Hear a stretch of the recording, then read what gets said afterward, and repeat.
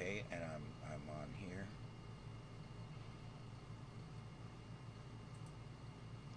And then on the YouTube. Oh, we're on. Hello, everybody, and welcome. This is Starship Adventures, and tonight, a special edition. We're going to be tracking weather in Texas and weather all through the center of the country. Lots of weather going on tonight.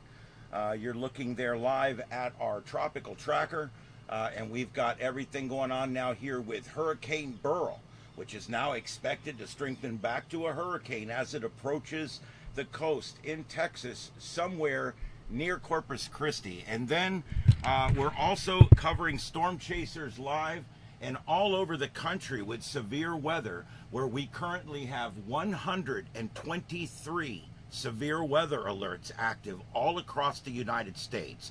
And so we're going to be covering that, and we're going to be keeping an eye out on Texas, because that's where tomorrow they're going to be dealing with a hurricane that is approaching, and we've got some live views from there tonight, and we will be back up tomorrow night to cover that directly, and so we will be talking some about that coverage. Hey, Nick, just popping into the chat.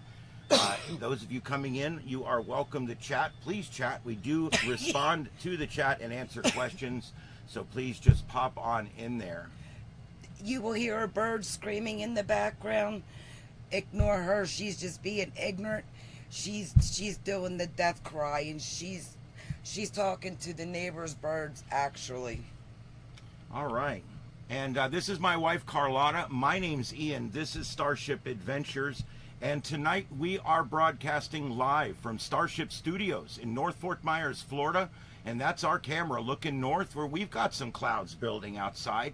And I hope it rains, because it's hot as hell outside. And I figured while I was in town, I'd swing by. I'm Carlotta from YouTube. Hi. I was getting there. I'm not even through my initial monologue yet. That's right. I'm going to send Aura a message. Please visit our sister stations, Carlotta Alotta. That's at Carlotta Alotta, spelled just like it sounds. And also our other sister station, Scuffed Radio. Scuffed Radio. That's at Scuffed Radio on YouTube. And give them both a subscribe and a like out there. We'd appreciate it. Tonight's coverage, we're going to be going all over the place now. Here we go. We got live radar up in the upper corner up here. And we also have tropical alerts all over the place and tropical storm warnings up. And we're going to be zooming to that area right now and taking a look at what's going on up there. And we'll be doing that here in just a few minutes. Here's the current track you can see there. All right, so first what I want to do is take a quick look at all the current graphics and see where we are on the hurricane. Right now, we have 124 active warnings in the United States. However, there are no tornado warnings, but we are expecting some before long, so we're going to keep that active. You'll hear the tornado alert go off, and we'll switch to it. Go ahead, babe. Over to you. I was just saying hi to Nikki, and welcome, Purple. Yep, welcome Purple, Nick, and everyone else that's out there coming in. Feel free to come into the chat. We will be responding to the chat through the night. Let's take a look at the tropical tracker page. First of all, hurricane, well, it's tropical storm right now. You know, I hate the way we shift gears back and forth, because it's tough for people in media to have to switch the graphics back and forth, you know? Anyway, there we go. This is Tropical Storm Beryl. And you can see there, this is currently the 4 p.m. Central Daylight Time Advisory, currently 60 miles an hour, and it is now strengthening now that it's over the Bay of Campeche in the southern Gulf of Mexico, and it is in a strengthening state right now. Current movement is northwest at 13 miles an hour, and the center location at 23.9 north and 93.0 west. Go ahead, babe. I have a question. Yes. Since we on top of the earthworms, for us people who believe it's actually round and all that shit. Yeah, I'm a round earther myself, yeah. Since it's the bowl, okay, and we're on this side of the equator. The north side, yeah. Yeah, something like that. Does the water come in and go this way and then feed back out, or does the water come in this way, counter? Because it does actually rotate in and out of there. They've got cameras and you can see how it flows down there. Yes, and I'm going to show you. That really doesn't have anything to do with the toilet bowl thing that you're thinking of. And you're right, down in the south part of the world, the toilet bowls spin one way, and in the north part of the world... Well, we'll just have to ask Leah next time we see Leah. Wasn't Hey, really set up Lilith. to answer this, but I'm gonna take a good shot at it here. I'm looking for a Yeah, specific... you're all smart and stuff, and I don't feel like asking Google. Yeah. I got you. Yeah, I don't see it now. I'm going to Man, get me that there's shirt. a I great- don't need Google. I got a husband. There's a great loop current graphic in here, and I can't find it now. Didn't that suck?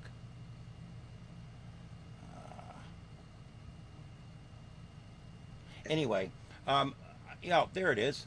Okay, here we go. Yeah, let's take a look at this. Basically, this is how it worked. This is how the stream of water flows through the Gulf of Mexico, and this is why Hurricane Katrina got so strong, and why certain other storms have gotten really strong out in the Gulf of Mexico. Now I'm going to switch over to this so you Hey, can see it. Loveless, baby.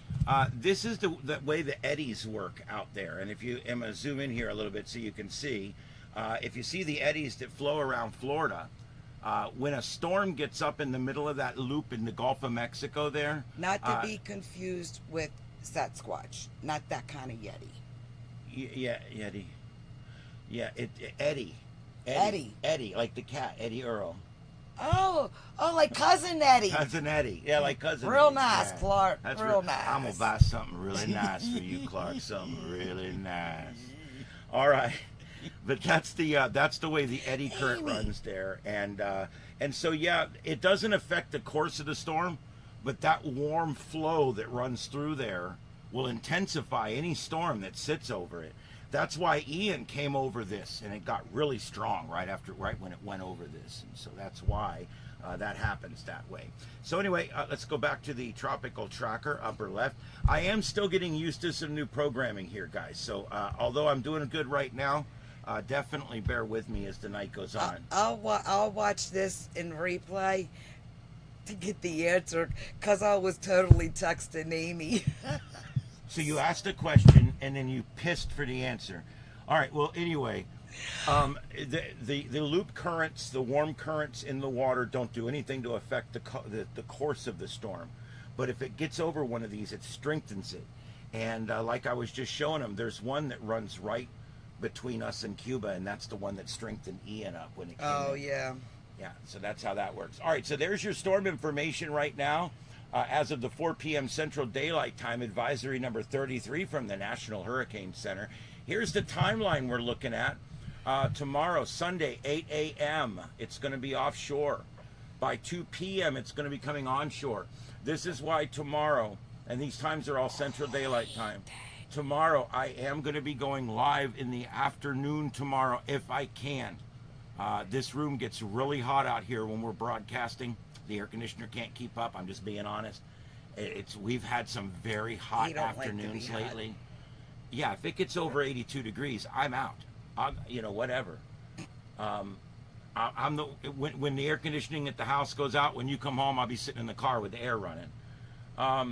So anyway, that's your timeline. That's what we're looking at for effects. For people east of central Louisiana, I think, other than some rain, I think you're pretty much out of this. But anybody that's on the coast of Texas and the far west coast of Louisiana should definitely be watching the storm. Let's take a look at this. This is the current wind field and current warnings. There's a hurricane warning from south of Corpus Christi all the way up the coast there a little ways. And then there's a storm watch, tropical storm watch north and south of that. There's your current tropical storm force wind field. And of course, we're going to see that wind field grow as the storm gets closer to Texas and strengthens back into what we believe is going to be a hurricane. And let's take a look at this. Is your storm surge forecast. This is the good news right here. Take it from someone whose homestead had 4 feet of water in it 18 months ago, okay?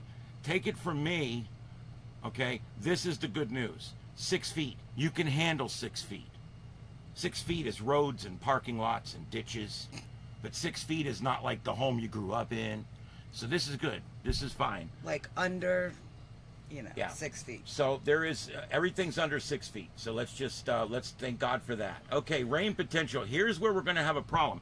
Places around Corpus Christi have already gotten a lot of rain this year. And so we're going to actually add to that amount for a lot of places where there's We poor ain't adding drainage. shit. Nature is. We the hurricane folks. Anyway, you can see this this rain map here. Blame the shit on me, y'all. Areas just north of Corpus Christi should expect 8 to 12 inches of rain.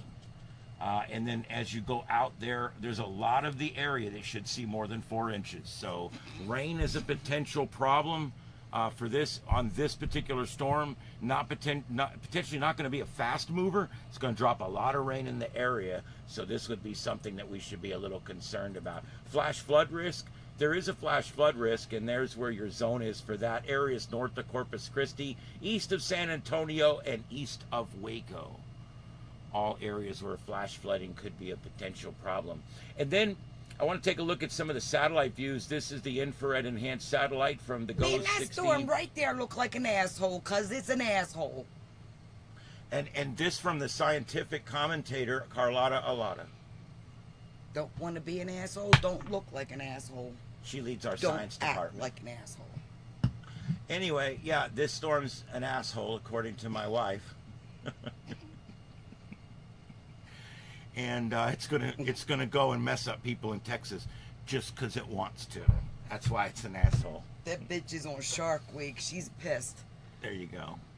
All right, what's going on in the chat, baby? Let me know if I missed something, will you? Everybody's in there. Okay. Lilith and There's my wife with her usual informative chatter.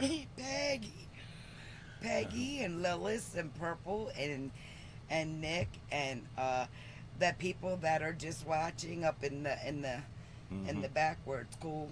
Now, this is the water vapor imagery. This is different. This is not an image of the cloud tops and the temperature of the cloud tops, which is what we were looking at a few minutes ago.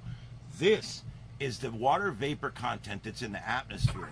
Now, I want you to notice something that this shows us. All around the outside of the storm here, do you see all that outflowing? That's usually the sign of a growing storm. We've got. Yeah, but it's close to the land though to really get going though. See how it's starting to. Babe, it's got 12, 14, 18 hours over some very warm waters. These waters in the northern Bay of Campeche are as warm as they normally are on September 15th every year. So we're talking waters that are running very much hotter than normal, as much as 6 or 8 degrees Fahrenheit higher than normal. So, yeah, there you go. All right, so Lils, Purple, there's so many people in here. Pam from customer service, Victor, and Nick, and my goodness, I'm going to miss everybody. Lilith, I'm going to miss everybody, so I'm just going to stop. If I missed you, I'm sorry. Thanks for chatting, and thanks for being here. I'm going to try to keep an eye on things. This storm's in Gano. This storm's got Gano. Yep, one last thing I want to look at here before we go to the forecast mapping so we can see where it's going to go is let's look at the intensity guidance. The intensity guidance shows us a storm that many of the models definitely show it strengthening back up into a That looked like my stress test. Yeah. It looks like my 12 lead EKG. That's the problem I'm having. Anyway. Thank you, Victor. Oh my God. Anyway, so each one of these lines represents a different model. If it goes up into the yellow, that model is predicting that the storm is going to reach a hurricane level. Those are your miles per hour in knots on the left, and across your times are across the bottom: 12 hours, 24 hours, 36 hours, and so on. That's how you read this graphic. So in other words, at 36 hours, which is when this thing's right when it's going to be making landfall, okay, 36 hours from now, up to 36 hours from now, you can see there's a number of these models that show it up into the hurricane range. It is not, they're relatively sure at this point, it is not going to be a major hurricane. That's the good news. Let's go ahead and let me alt-tab this. What you staring at me for? I'm listening. Pop a lip. Yeah, bust a nut. All right, anyway. I will tap a nut. Do it. Yeah, this is some guidance here. This is what do we got here? This is the that thingy where the airplanes fly over and do that stuff. This is the global model. Their job. The global model, and by the way, 116 alerts in the United States right now, and we are watching for tornado alerts. We will go live to them and to the storm chasers that are chasing them. We watched a storm chaser chase one earlier, and he got a good shot of a stovepipe that was kind of turned into a little bit of a wedge, and then it got rain wrapped, and we lost it. Yeah. All right, Megan's Mess, welcome aboard. Thank you for being here, and all the rest of the folks out there that are not chatting, please come on in the chat room. Say hi. We'd like to talk to you. We are covering the approach of Hurricane Beryl to east central Texas and the Texas Gulf Coast, and we're going to be covering this. This is currently the global model ensemble, and they call it an ensemble because they're all supposed to be like working together. And anyway, there you go. Here, this is the GFS, or the U.S. models, and they put all that together. You can see there when the model turns yellow and then red, we're talking about something that's definitely a hurricane. So most of the models are predicting a hurricane upon landfall. Some are still up towards North Texas, the north part of the Texas Gulf Coast, I should say. Other ones are still down near Brownsville. So some spread still there on some of the model runs. And then this one here, this is the GEPS model runs. And you can see here, same thing, most of them predicting strengthening. And again, a strike just north of Corpus Christi and south a little ways from Galveston. And the reason I mentioned Galveston, if you want to read an interesting story that's very sad, read about the Great Galveston Storm of 1900. And the next time someone tells you storms are so much stronger now than they used to be, go read about the Great Galveston Storm of 1900. And it's paranormal behind it too, so something we should probably dip into. Yeah. Danny, thank you for coming over, and Megan, welcome, honey. And who else? Victor. Hello. Victor. All right, wind shear. I get that from one of the Star Trek movies. Chekhov kept going, Victor, 29 Victor. Anyway, I just like saying it like that. Yeah, I like saying it like that. So anyway, there's the wind shear. This is the reason why Beryl's not going to be a superstorm. 18 to 36 hours would be enough time to rapidly intensify this thing. But we've got some wind shear out in front of it. Not strong. It's not even really moderate, but there's some wind shear out in front of it, and that's going to help to keep this from strengthening past at least a 2. And that's the good news there. So that's the wind shear forecast. Here's the swaths. This is people. Anybody in this swath in the orange has already felt tropical storm force winds from Beryl, and anybody in the red has already felt hurricane force winds. Notice the entire island nation of Jamaica saw hurricane force winds. All right, and finally, let's see here. What do we got? Okay. We pretty much got all that done. All right, that's cool. All right, so let's go back to our weather coverage screen. These are 2 live shots coming to us now.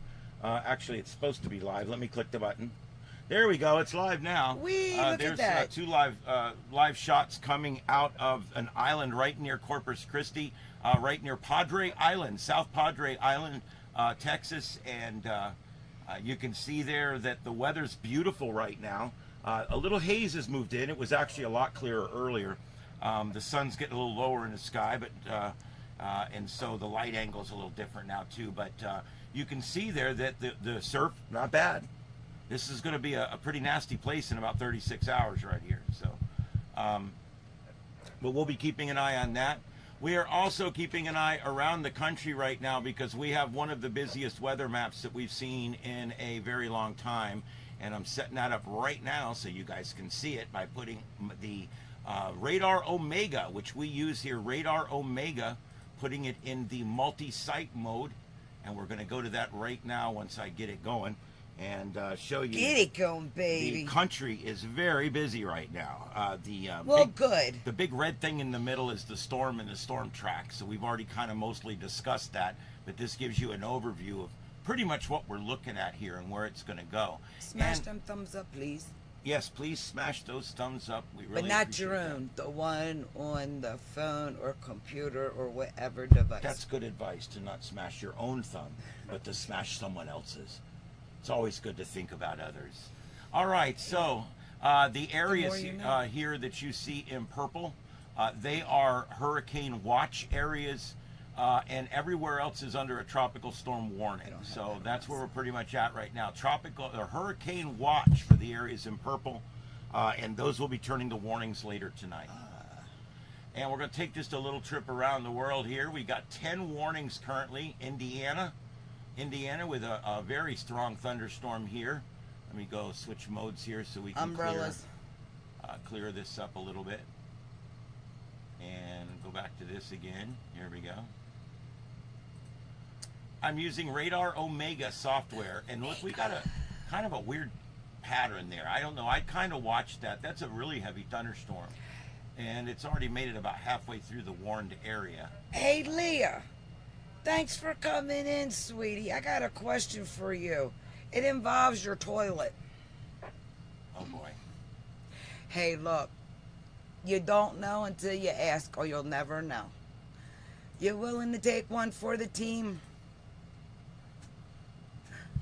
Because I just asked about the golf and about the bowl situation and which way you think it flows in the flow out.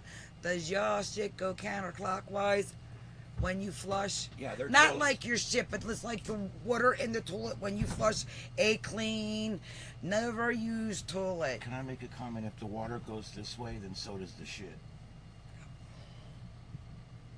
It does go that way. Yes. I'm asking Leah. I'm a science guy. I can verify it right now that yes, it spins the opposite way. And here's what's funny. Most people don't realize this. Don't need If science. you Got take- somebody that lives there. Here's what's funny. If you take a toilet from here in the United States of America, and you fly it to, who are we flying it to down there? Australia. We're flying it to Australia. Yeah. Awesome. That shouldn't cost much to ship an entire toilet to Australia. So we could ship that toilet to Customs is Australia. gonna suck. You install that toilet. It will be the worst performing toilet you've ever. Because everything.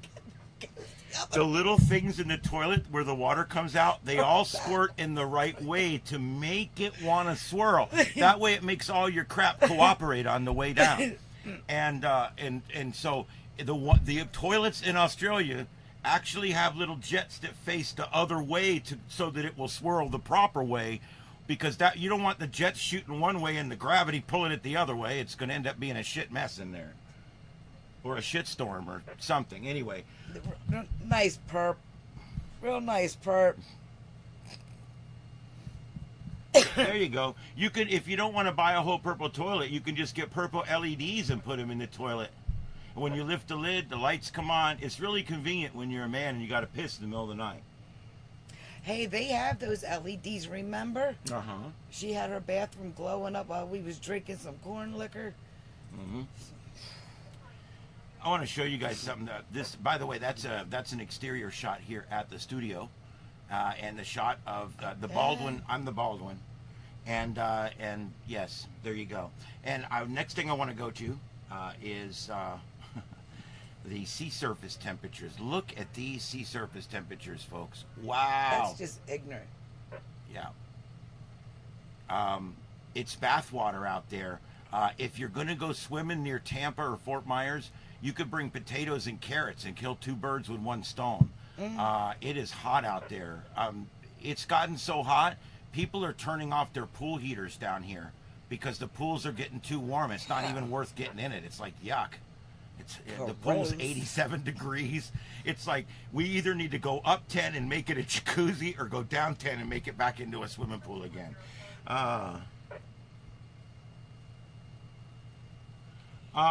Well, you know why? Because they just do.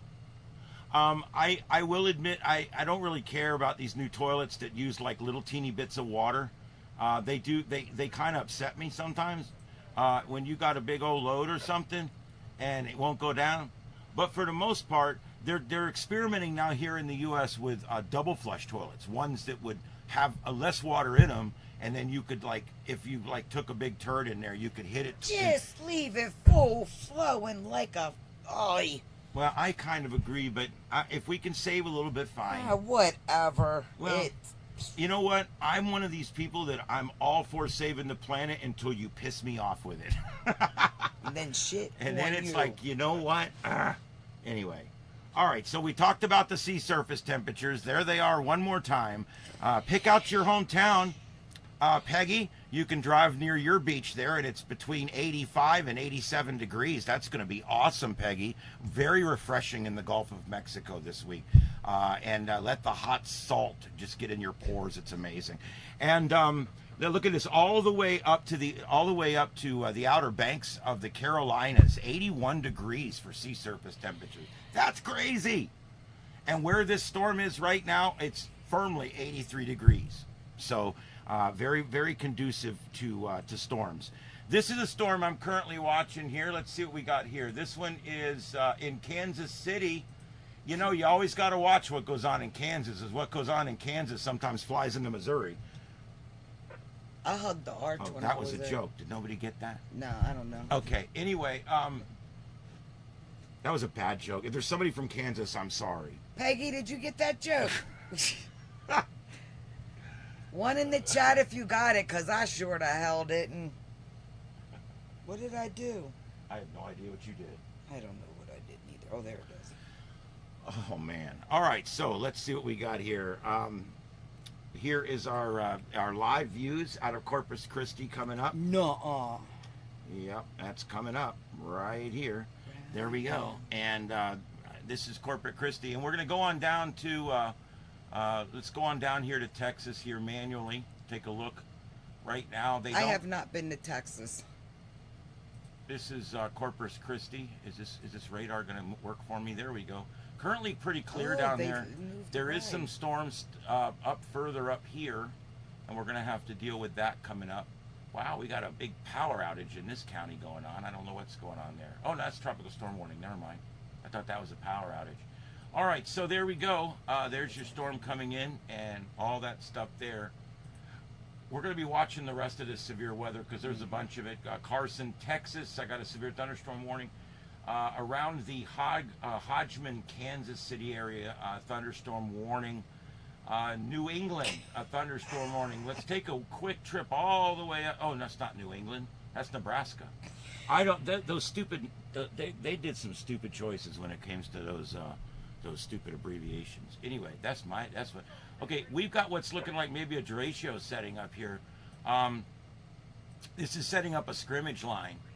Yeah, that is. Let me show you guys what ends up happening with these things is they'll set up a scrimmage line and it causes what they call a derecho.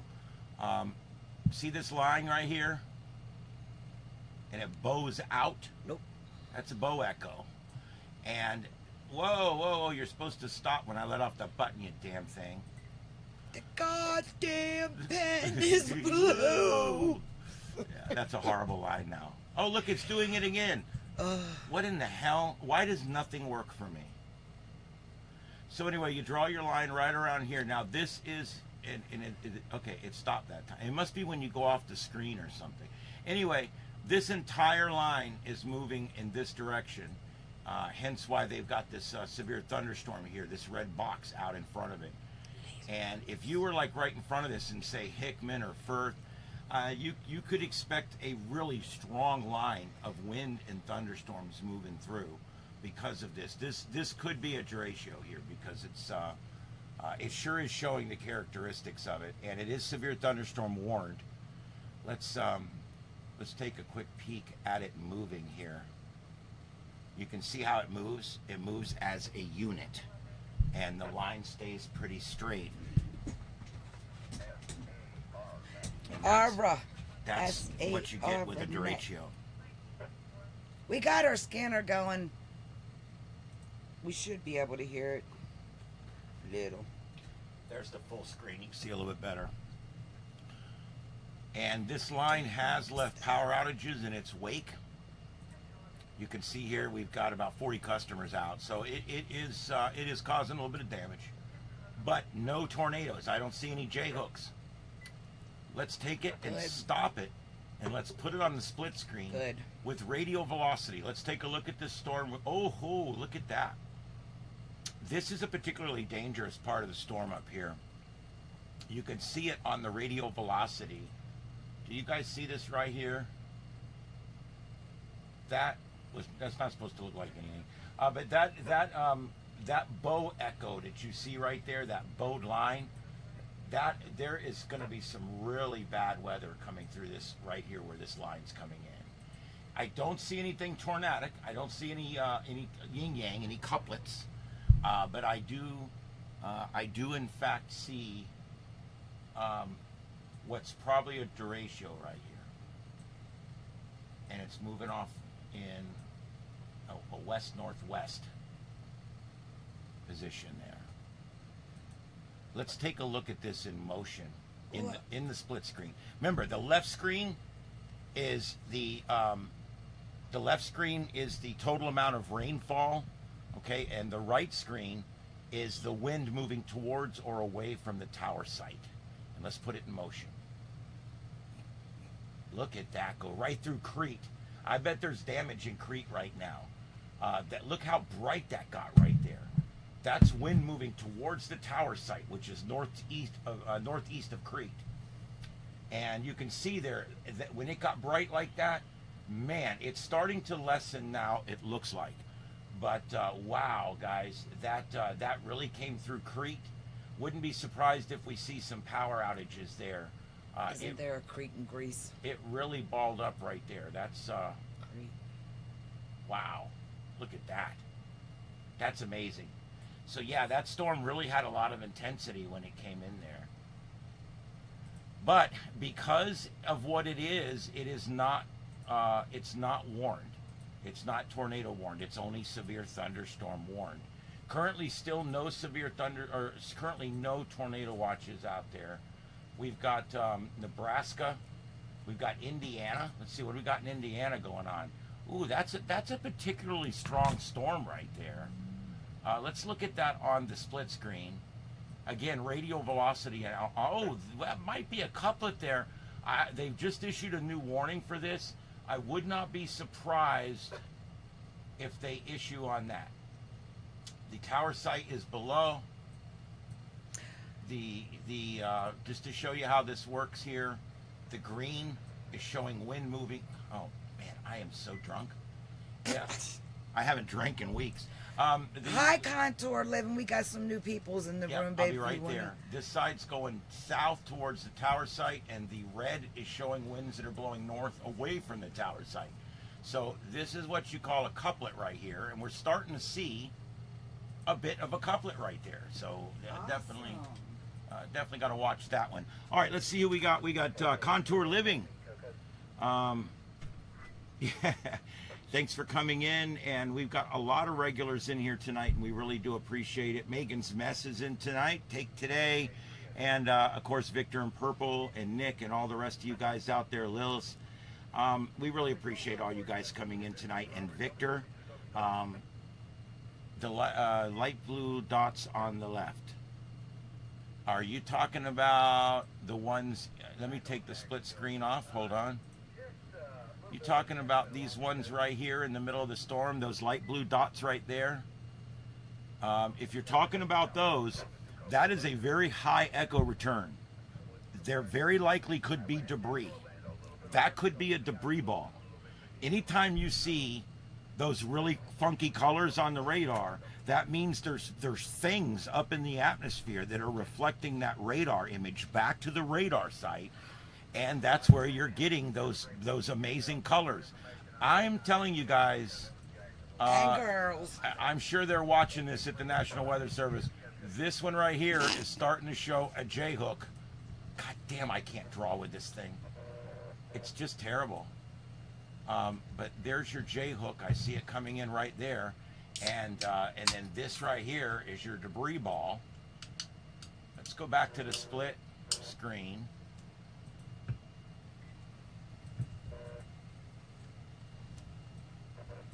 Yeah, guys, I think we've got a tornado. We've got a tornado forming somewhere near Woodstock. Woodstock. I know, not that Woodstock. This is near Des Moines.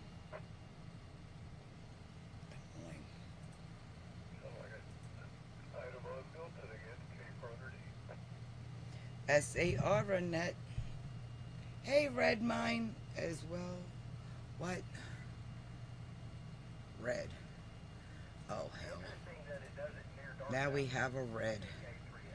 Christ. I quit. Huh? Nothing. That could be, guys. I'm looking at this. We could have a couplet here. We could have a tornado near Woodstock.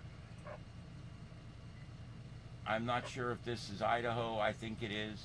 Isn't that where Des Moines is? Iowa. Iowa? Yeah, that's where it is. Iowa. Des Moines, Iowa. And don't You ask wanna- me things like that. You want to know what's funny? That hurt. I was talking to somebody the other day about my geography, and they're like, you know your geography so well. And I'm like, no, not at all. I don't know my geography well at all. I know the Caribbean and the Gulf Coast and the Eastern Seaboard really well from covering hurricanes for years and doing things with hurricanes. So yeah, the areas where hurricanes go, I know very well. Areas that don't have hurricanes, I don't really deal with that much. And I just wing it. Yeah. So we're gonna keep an eye. We're At down least to I'm close half the 109. time. 109 warnings now around the country. A lot of those are hurricane and tornado warnings. That's Let's go just- back to this complex in Kansas City. They've issued a very funky trapezoid here for this one. It's Saturday. Funky town. Yes, funky town. They go down to This funky is a town. severe thunderstorm. That's You currently- guys, ladies, is this not the cutest screwdriver ever? Look how little it is. You want to know it's- something else that's really cool about It's so cute. I can't get out. This piece comes out, and you can put in any of the little screwdriver pieces that are Ooh, in we my can box. pick a size. Um, This would be cute for like a miniature dollhouse. You could get it in there for some miniature the little camera's gnomes. not on. Would you like me to put the camera on? Yeah. There's the camera. Is this not the cutest little screwdriver? Look how little. Cute! You could put that in a little miniature dollhouse.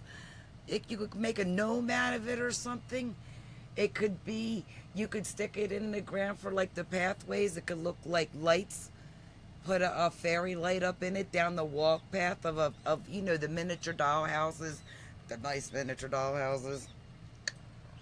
Pull that out and put a fairy light up there right down the walkway. It could be little ceiling lights. See, and you could do it different colors.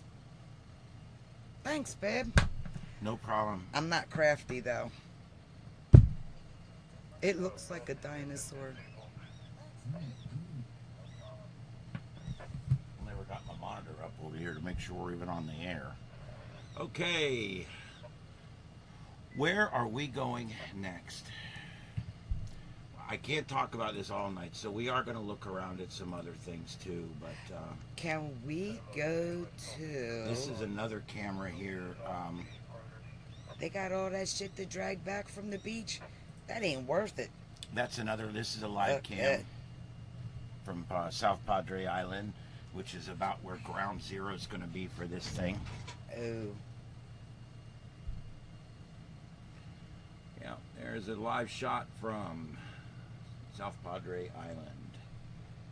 Currently 7:03 on the Gulf Coast in Texas, 8:03 here. y'all gotta ignore the Florida. bird. She's just out there doing her own thing.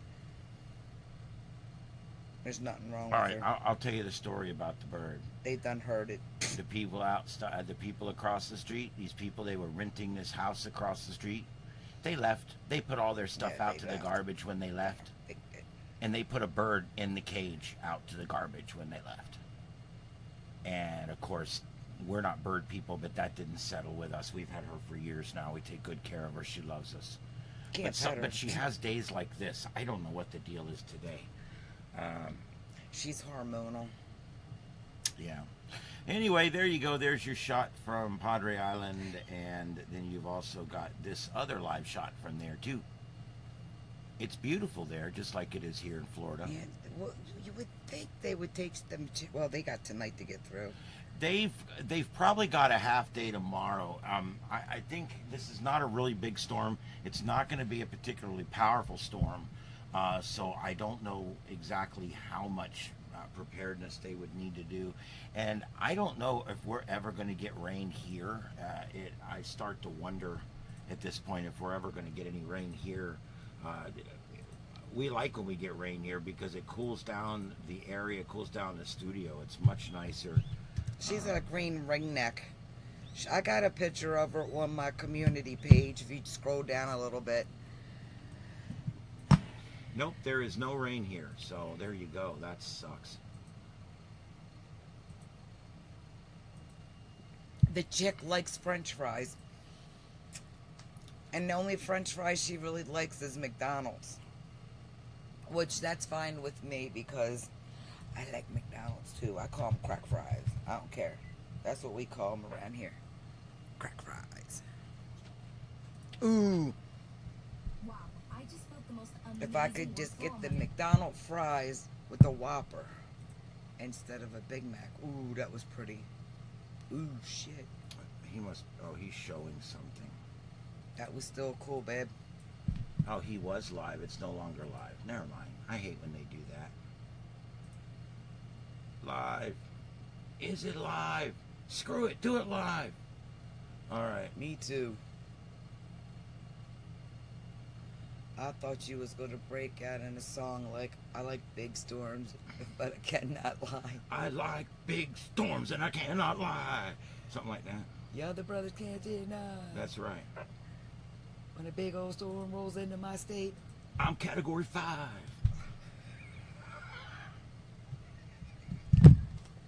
Throw it down, dog.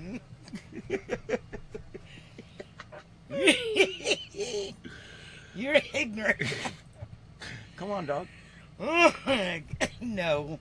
And let's take a quick peek. Ryan Scholl is a storm chaser, and he goes all over the country chasing storms. And that's at Ryan, RyanScholl. I'll try Skull. to get the link on there. Skull. Yeah, I guess that's how you pronounce it. But I'm going to show a little bit of him tonight, so I want to make sure I show him That's how some I love and pronounce put it. his link in there. But WX Scholl, I guess, Hey, whatever. But, watch it. You know, but he is he's storm chasing, and he broke his windshield. he didn't break it. Look, here you go. He's showing it right now. He got his windshield smashed Yeah, Hale earlier. got it. Hail and big hailstorm. He got us a shot earlier of a tornado. It was a stovepipe. It was starting to wedge out. Oh, he's got some damage too. I look at that pop right back in. You gotta love it. You can tell it's a storm chase vehicle because it looks like it's been hit. It looks like they parked it out on the golf course driving range for about a week. Look at all the divots in it. How you just call Safe Light and you tell them, look. Meet me at the zoo. You tell them, look, this is it, the make and model, and I'm gonna be here one these days. Have a couple of them ready, and you just call them. You meet them like there. They say it takes what 30 minutes. They go anywhere, right? Perfect commercial for them. I don't know. Carlotta, how was your holiday? What holiday? Oh, well, Independence Day. I don't care. I don't call it July 4th, by the way. Look, never mind. Don't even get me started on that birthday shit. Anyway, he's going to go back out. That- We're going to that- keep an eye on him. And here's that Shit, I stop coming full circle. live shot over there in Padre Island. We're still watching for the hurricane. Hadn't showed up yet. Knock, knock. There's that thingy. Yeah, it does that when he loses stream. So anyway, let's reset here. This is Starship Adventures. My name's Ian. I'm here with Carlotta Allotta, and we are in Starship Studios. And Carlotta Allotta also has a channel that broadcasts out of here too. So check her out. It's at Carlotta Allotta. Maybe And I ought to also put my check own out link up. Scuffed Radio, at Scuffed Radio, and yeah, and we're going to keep an eye on the storm chasers tonight. Maybe getting a sunset coming up in the camera there. We're going to keep an eye on that too. The lower view there is our local cam right here on top on a 20-foot tower that's on top of the shack here, looking to the northwest. All right, and again, Wait, what? what did you just say? What did you just say? We're doing what? Putting a Mhm. tower up? No, I didn't say anything about that. I said our camera's Camera. up on a tower that's over Oh, our that one, shack yeah. here, yes. It's got audio, but we can't do that to the people. No, we won't do that. And let's see here. Let me go up here and reset this. And tonight we're going to continue to update you with all of the latest information as it comes in live right here in the Starship Studios. This is Tropical Storm, soon to be hurricane again, Beryl, It's pink. who is making its way. He, I guess, it's a he. I don't think he's identified yet, but we think it's a he. Is going to hit sometime late tomorrow on the Texas coast.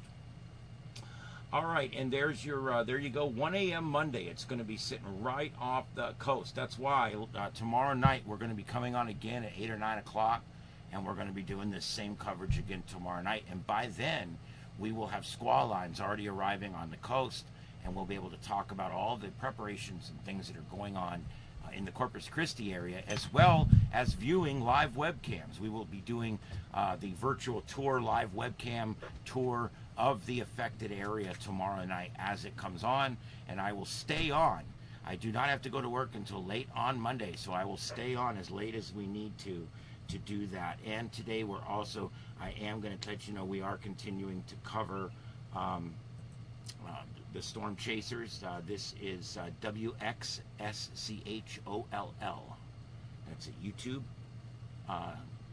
WX Skull at YouTube. And we're going to be keeping an eye on him through the night here as he's doing some amazing storm chasing out there. And of course, back here to Beryl, where we're checking out the timeline. Here's your timeline tomorrow, 8 a.m. By tomorrow, 2 p.m., it's going to be this is not when the center arrives. This is when the earliest tropical storm force winds are going to arrive. So we could see tropical storm force winds where these cameras are tomorrow at 2 p.m. Okay, so we got to see how quick this thing grows. But this could actually be a pretty, this could actually be a long-term event because it's going to go on for quite a while. Landfall is not until in the morning of Monday morning, sometime early Monday morning, 3 a.m. in the morning. This is the earliest arrival of tropical storm force winds. And this is our watches and warnings. You can see there, most of the central Gulf Coast of Texas currently has a hurricane warning that's now been upgraded to a hurricane warning. Hurricane warning means that 75 or greater mile per hour winds are expected in the next 24 to 36 hours. That's a hurricane warning. All right, and this is the good news. We've got a less than 6-foot flood threat from tidal surge.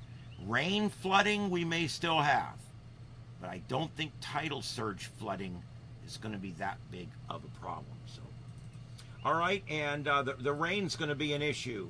The areas here in orange are areas where we're going to see we're going to see 6 to 12 in those areas in the dark orange. That's 6 to 12 inches of rain for those areas.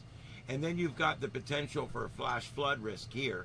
And that goes all the way up almost to Dallas, east of Waco, east of San Antonio. All those areas there, including the Houston metro, are all in an area where we would need to watch out for flash flooding.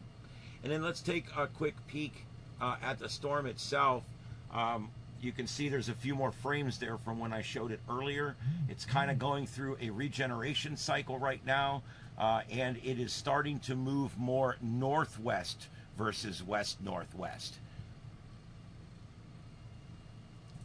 And the water vapor imagery. Let's take a look at the outflow coming out all the way around that thing. We got new thunderstorms forming that's going to be sucked in here.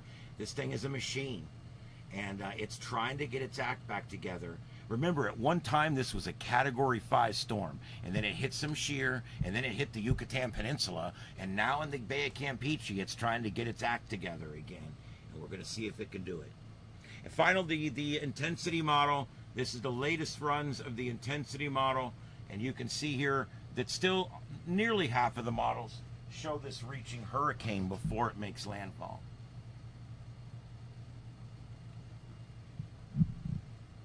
Wow. I drink a lot of soda when I'm on these shows because I get parched. Let's go to the next set of graphics here. This, why is it not doing it? Oh, there we go. Hold on. There we go. This is your models. I don't need to show all this again, but you can see there that the model runs all pretty much have consensus now. It's going to go in somewhere probably just north of Corpus Christi, Texas, sometime early Monday morning, late Sunday night. Purple, that phone's always going dead. I don't know what it is. I finally got an S10, a really nice phone, and it does pretty good, but it still seems to always be going dead. I actually, you know something I bought myself? I bought this, it's like a cradle that goes, here, I'll show you.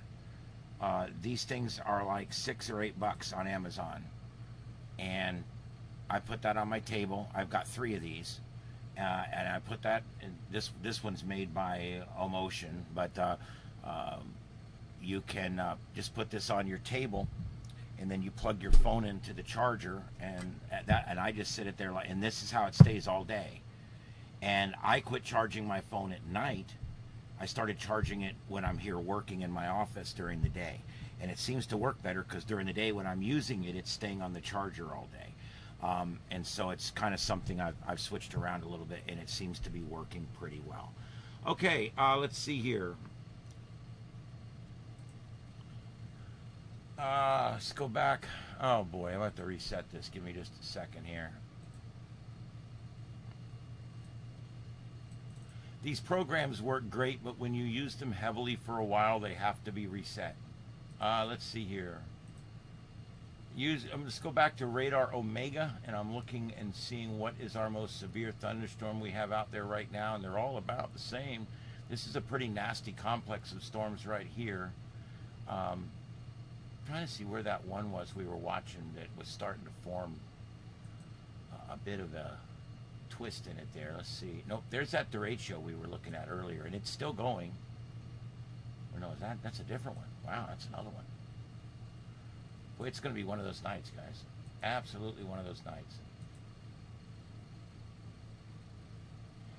Damage reports coming out of Tulum.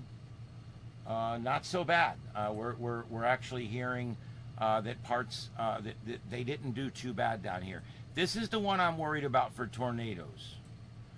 If there was one I'm particularly worried about, we've got a yin-yang, we got a J-hook, we got a tornado. What the hell's going on? Why is this not tornado warned? Come on, guys. If I can see it here, see this? That's a J-hook. See how it looks like the letter J? Okay, backwards. I know it's backwards, whatever. And that's the J-hook right there. Okay, when you see that, then you go over here to the radio velocity. Remember, all these, the red is moving this way, the green is moving this way, and we've got this yin-yang going right here. That's where your tornado is. Anytime your middle reds and your middle greens start touching each other directly like that, you've probably got you something going on, and it may eventually come down out of the clouds. But that's your tornado right there. You've got the J-hook on the left, on your reflected, or the amount of rain there is, and on the right, on the radio velocity, or the speed of the rain, you can see there that you've got the yin and the yang that are present when we have a tornado. So again, this is the one I'd be watching right here. Let me clear this mode, and let me put it back in this mode. Let's put it in motion in this mode.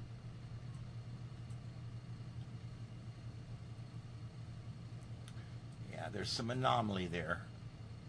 Looks like the radar was having some problems, but you can still kind of see where it follows all the way down. And so where is this thing going? That would be the next thing we want to figure out. How fast are these storms moving? Well, that one's 24, 33, 20,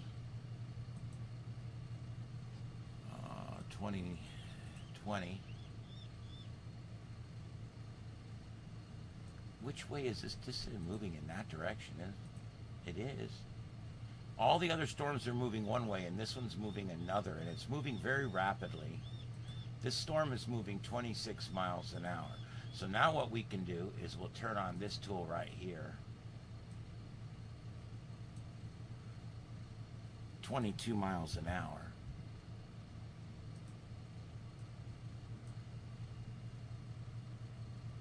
All right, so there you go. So Marshallton, you should expect it there in a couple hours. I think it's moving a little faster than the number I put in. So I would say, you know, it is going to come down through there. We'll have to see if it stays on that track. That's 2 hours down the road.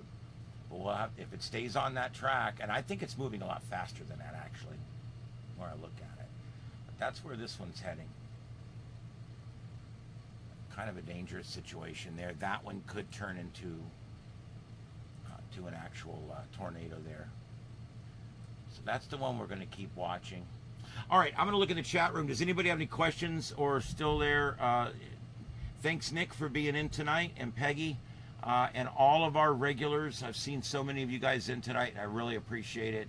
And thanks, Purple and Victor and Megan's Mess, and everybody that's been chatting in here. And thanks to the rest of you for watching. We really appreciate it. We're going to be on for a little while tonight, and we'll see how things go. And we will be back on for longer tomorrow night, because tomorrow night we actually expect to have the hurricane getting fairly close to Texas, and so I expect to be wanting to go on at that point. So that's what we're going to do. But if anybody has any tropical storm or tornado questions, or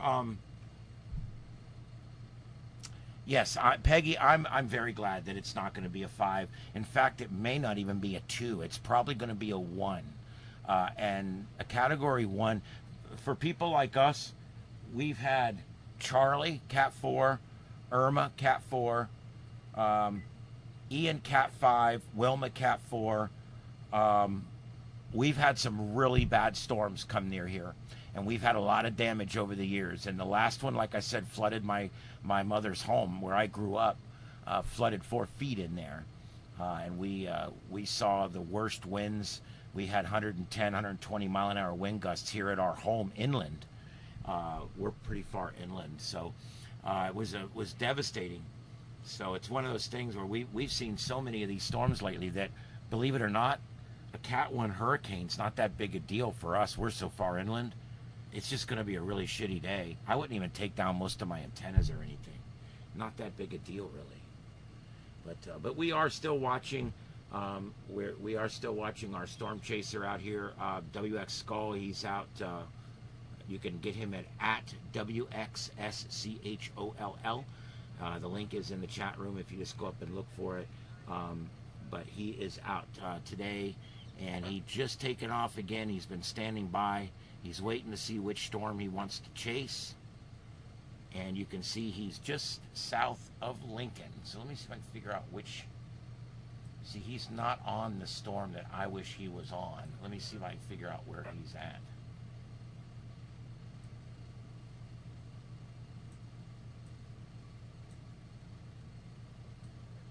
I'm not sure.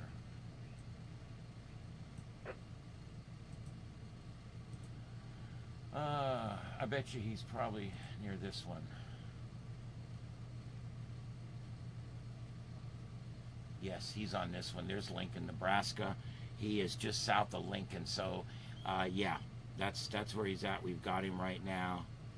And he got him something to eat. He's getting a bite to eat. So we'll let him do that. And there's our live cam down there at South Padre Island, where the storm's going to hit late tomorrow night or early Monday morning. And let's go back to here. This is where he's at. He's just south of Lincoln. He's right down here in this area right here. And the reason he's taking a break right now is because there's really not a lot going on. This line out here is particularly strong, but they're not even warning it on it right now, so must not be showing anything too bad. All right, so we're gonna again keep an eye on all that. Does anybody have any questions? Yeah, no, I'm gonna eat me some dinner later. Yeah, yeah. We've got our grandchild here, and her son's here, and she had to step out for a few minutes. She'll be back. What part of Texas is what? Where Beryl is going to hit? Is that what you're asking? You can see there on the radar. That's where Beryl's going to hit right there, and it's going to be north of Corpus Christi, south of Galveston, along the coast somewhere there, and then it's going to continue to hook to the north. They're forecasting it to be a Cat 1 storm when it makes landfall, so that's basically where that's at.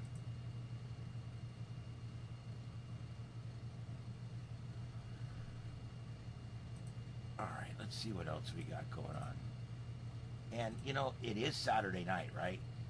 So what would a Saturday night be if we didn't check out the Elbow Room in West Palm? I mean, come on, right? The band's playing, people are getting all drunk. Lots of skin showing here and there. Yep, this is the Elbow Room. So we're gonna check out a few cams while we surf around. We will get back to the storms. There's not a lot to check on right now with the storms because the one's out in the middle of the Bay of Campeche, and it's not hitting anywhere right now. And we've got a lull in the tornado activity, which is a good thing for folks that live in these affected areas. It's a really good thing. So what we will get back to, and we will go through once again all of that stuff when we get back. But for right now, I'm just trying to see what other channels we can, or what other webcams might be out there that we can see. So let's see here.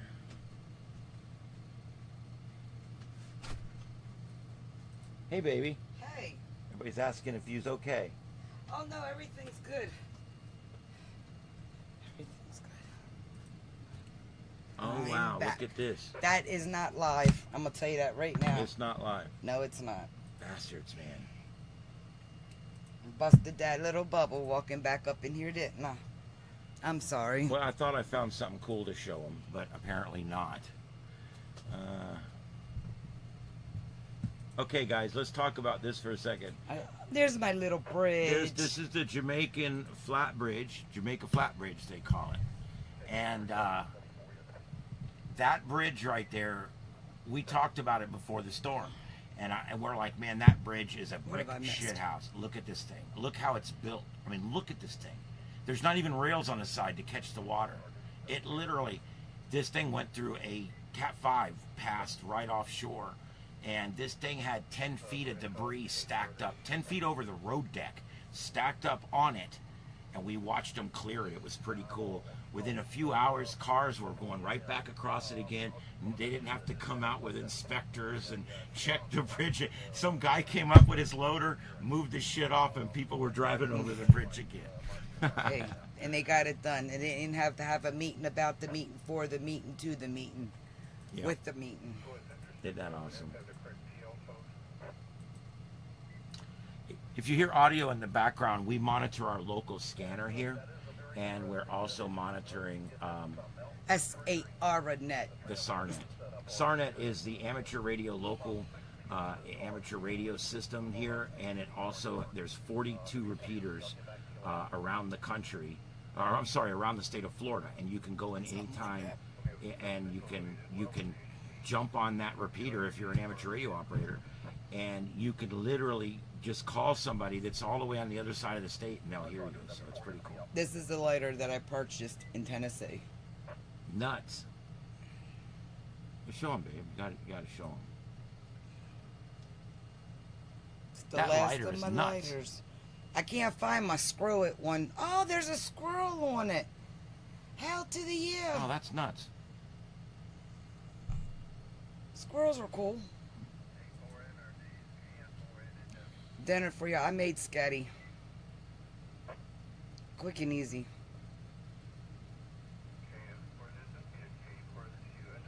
I'm just trying to find something. Well, Just no something. bridal parties. See, wedding season's over. Just about. Oh, we got Miss Rocket down there. Yeah, babe. Oh, man, he showed his boobs, but he was facing the other way. Whoa, hey, baby. This chair has You a fall, I broken wheel. laugh, and then I ask. It has a broken wheel. It's Peggy. Look, that whole chair incident it's all Nikki and Peggy's fault. You destroyed my chair. I didn't. Between the arm and the wheel. I didn't do that arm. Aw, somebody's keying up on them. Better watch it. They'll come right you a big bad no ticket.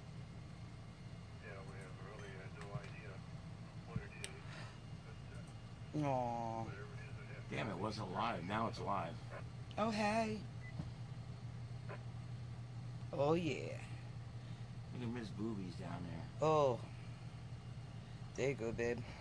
All right. So anyway, that's us elbow room, and then now we go to Sloppy Joe's down in Keys down there, and just to let you guys know, Carlotta Alotta on the @Carlotta Alotta channel will have complete coverage all 10 nights of Fantasy Fest from down at Fantasy Fest, and you talk about some cool coverage. It's really, really good coverage, and I know because I do part of it with her. Never give up, never surrender. Yeah.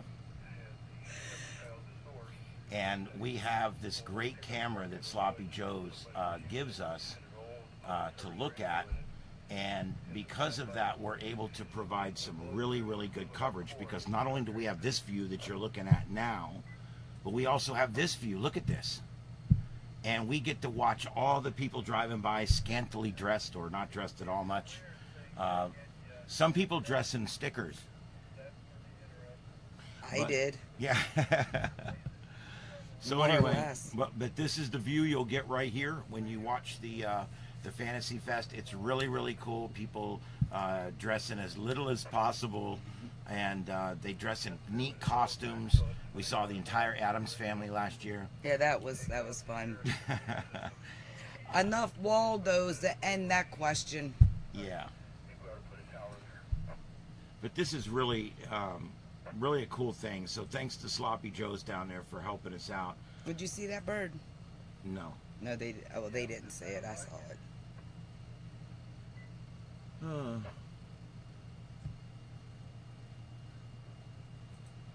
Oh, I like that.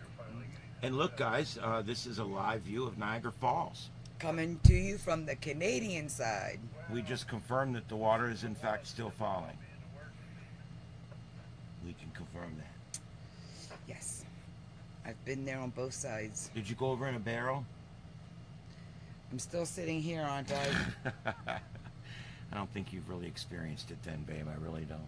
Hey, I walked under there where they shot that scene with Marilyn Monroe and all that bullshit under there in the caverns. I did that, and I did that Maid of the Mist on the American side boat thing that dude's down there doing right now. Then I went to that bridge down on the other side, and they take you out over it. Yeah, I did all that shit, both on the American and Canadian side.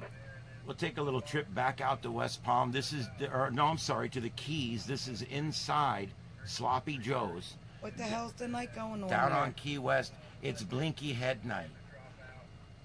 Ooh, I bet you that's a fun tour bus. I wonder if they're all on a tour bus. Yeah, the driver thought he was getting pulled over all the way there. Go look and go look and see if there's a shipping port, because maybe they're all from a cruise ship, and that's how they're all going to find each other. All right, and we're still storm chasing with WX Skull, and that's him there. He's heading down the highway trying to get out in front of this next storm. How did I get it back? Was there two of them? Do you have yours? Nikki said I gave her this one up there. I don't know. Are you nuts? Maybe there was two of them. Did I? Apparently I must have took it then. And I can't find the screw it one. Let's go back to the elbow room. Yeah, let's do.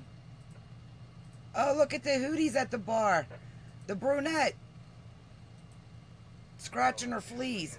See her? That's better than something else. Hey, just saying. Didn't disturb anything. Y'all bang them thumbs up for us, please. Please, please, please, please, please. Yeah, let's take a live look at Las Vegas. Hey! Beautiful out there. It's hot, but it's a dry heat.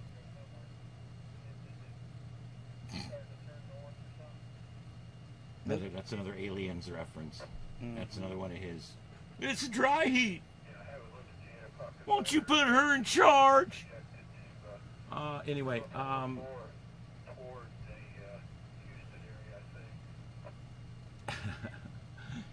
AR, getting it done.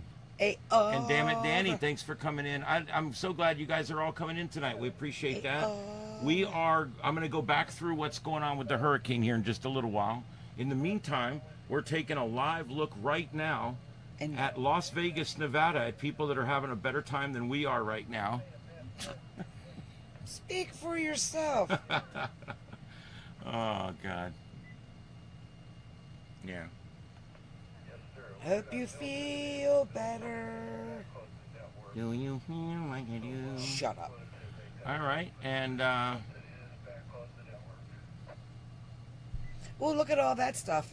That's awesome. yeah, that's just crap and stuff. What are they going to look at? Well, that's a bus stop. This is one of those cameras where I think they let people And that's have some control kind of of it. shit you go eat or something, buy a magazine. I don't know. What's it say? These boys. Jersey boys. There you go. Jesus Christ, he's got 3 in the stroller. Where's she at? She's busy making another She's one. probably in a hospital pushing out the 4th.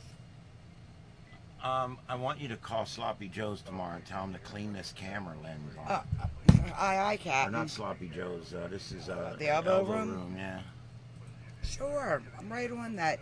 Hey, Pam from customer service. He wants to talk to you. So, Hey, babe, the wolf cam. Tell him about this. they're foxes, not wolves. And this is 1:30 a.m. in the morning in Ireland. Oh, you daft lass. And he's done put out, of course, dinner for the night, and that's what's left. Some of them look a little manged up, but they are being treated. He does treat them for mange, and their coats are getting darker now. He looks pretty good. Yeah, there's one that's got a limp, but, you know, he knows what he's doing.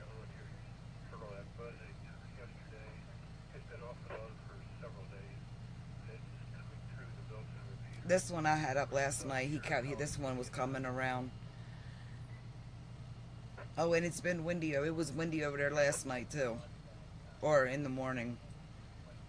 Yep, somebody's coming, and you'll see the cats walk around. The guy that has this camera's got a couple cats, so, and they do not. The foxes don't mess with them.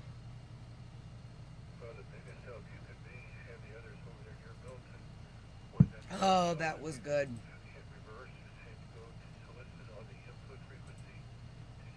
But, yeah. Any news on the Harrys? No.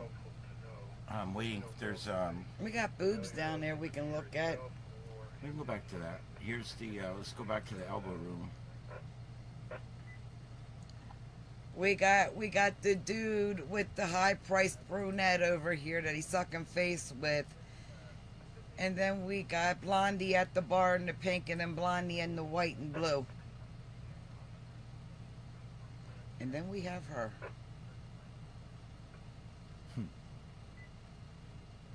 Where are you going?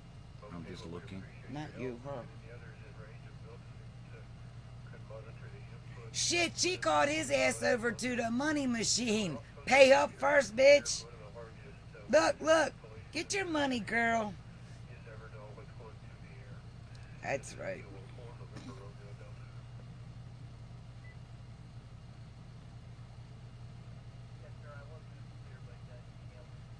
You know, I made dinner, but I didn't eat dinner. Oh, that's weird. It's alright. Lilith, what? Oh. Wait, are we in the right room? What are you talking about? Is that your chat? Yeah. Red, you're still around. Hi, Red. It's me.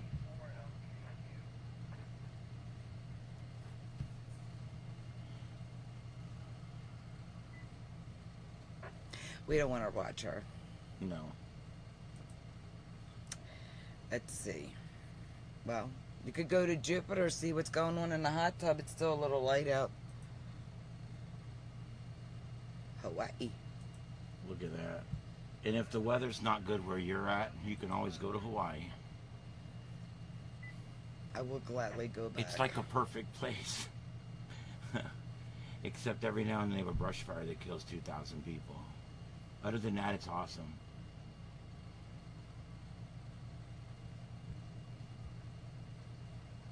Hey, Red. Oh, shit. Just saying hi, sweetie. Very, very nice. I love that shot right there. That's an awesome shot. Let's go back to the other room. Got to work on a longer transition. I don't know why it just like pops on. Ooh. I like you, Dad. Wonder if that's good to have sex in, though. Mm-hmm. Look at that. It's a tent. That's interesting. I bet it's more comfortable than sleeping on the damn ground. It's the whole experience, dude. And it would take a live look into Jamaica, where they had a brush with a Cat 5 the other day. But these folks, man, they're pros when it comes to this stuff, and they're pretty hardened there. They did well. Parts of the island did get some damage, and some other parts not so much. The northern half of the island nation did really good. The southern half did get some damage. So that's kind of how that Ooh, works. that sign is bright. Yeah. Mm. But I do thank everyone for being here with us tonight. We're going to stay on for a while longer. We are? Yes. Are you wanting to sign off or something? No, hey, this is your show. I can get on and walk away anytime. Yeah, but I need you to take over while I go get my drink. You expect me? You're right, Pam. That shot is so perfect that it doesn't look real, but that was actually a live image. Amazing. Let's go back to the elbow room. Oh, that's so sweet. She's so cute, and he's such a mutt. I'll leave you with this, babe. I'll be right back. Thanks, dear. Here, can you throw this in the recycle? Yeah, certainly. Do you Thank need another? Nope, got one. We got one. So, Nick, did I take the lighter? Or was there two? I wonder if the other one's still over there in the driveway.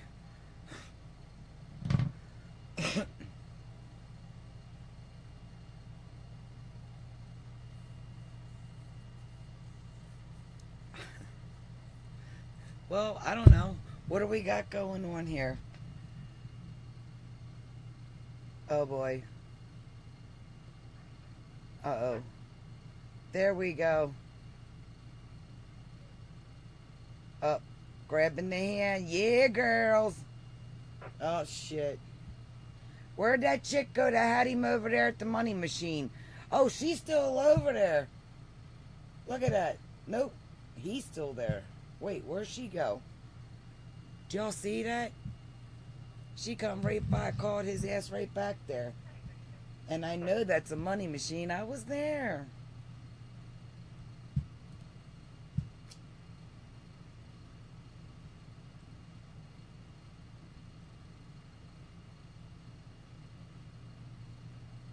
Oh, that's interesting. Yeah, well, you're going to pay either way.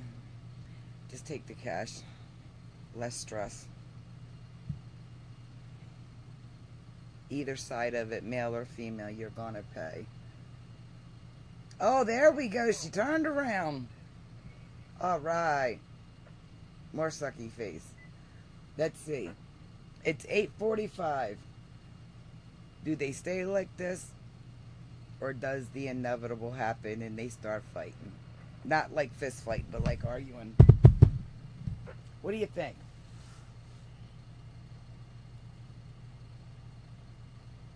Hey, we got a male version of Elaine out there.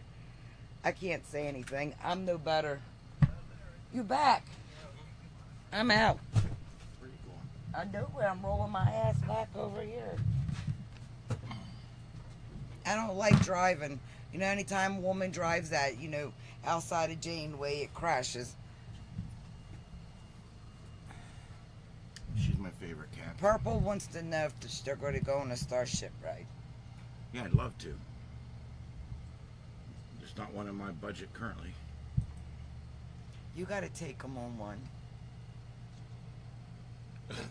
We got the male version of Elaine. Oh, there we go.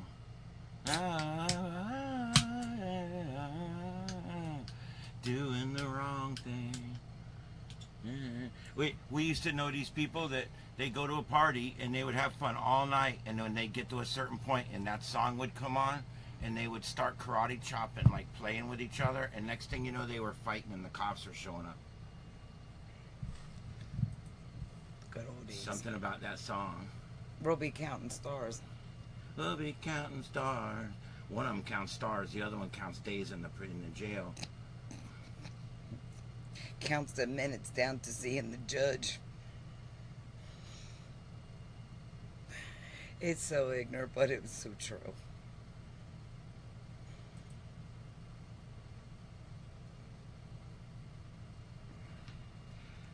Happy, what is today? What is today? The 6th? Oh, happy July 6th, because they're setting off fireworks again. They're always setting off fireworks. There's always a celebration. Are we going to do a weather update? Yeah, you ready to do You it? going to talk about that thing there? Yeah, let's talk about it. Let's talk about it since that's what we're supposed to be doing, right? Alright, so let's go here. No. Here. There we go. Alright guys, let's go ahead and just go back through it real quick. For those of you who have joined us, tonight we are doing continuous coverage talking about what's going to be Hurricane Beryl as it comes on shore on the Texas coast. So we're going to go ahead and go to that. This is the current forecast map from the National Hurricane Center as of 7 p.m. Central Daylight Time. This is an intermediate advisory, 33 Alpha. And the center there, I'm not going to give the coordinates because nobody actually tracks it on paper anymore. But the maximum sustained winds are 60 miles an hour with movement northwest at 13. When you hear somebody going 24.4 north at 93.7, they're just doing that because it sounds good. Okay, anyway, I know because I do it every now and then. Just because it sounds good. Got to fill that time, air time. But there you go, there's the storm. And let's talk about when can we expect the arrival of the first tropical storm force winds. Well, right along the coast there, about 2 p.m.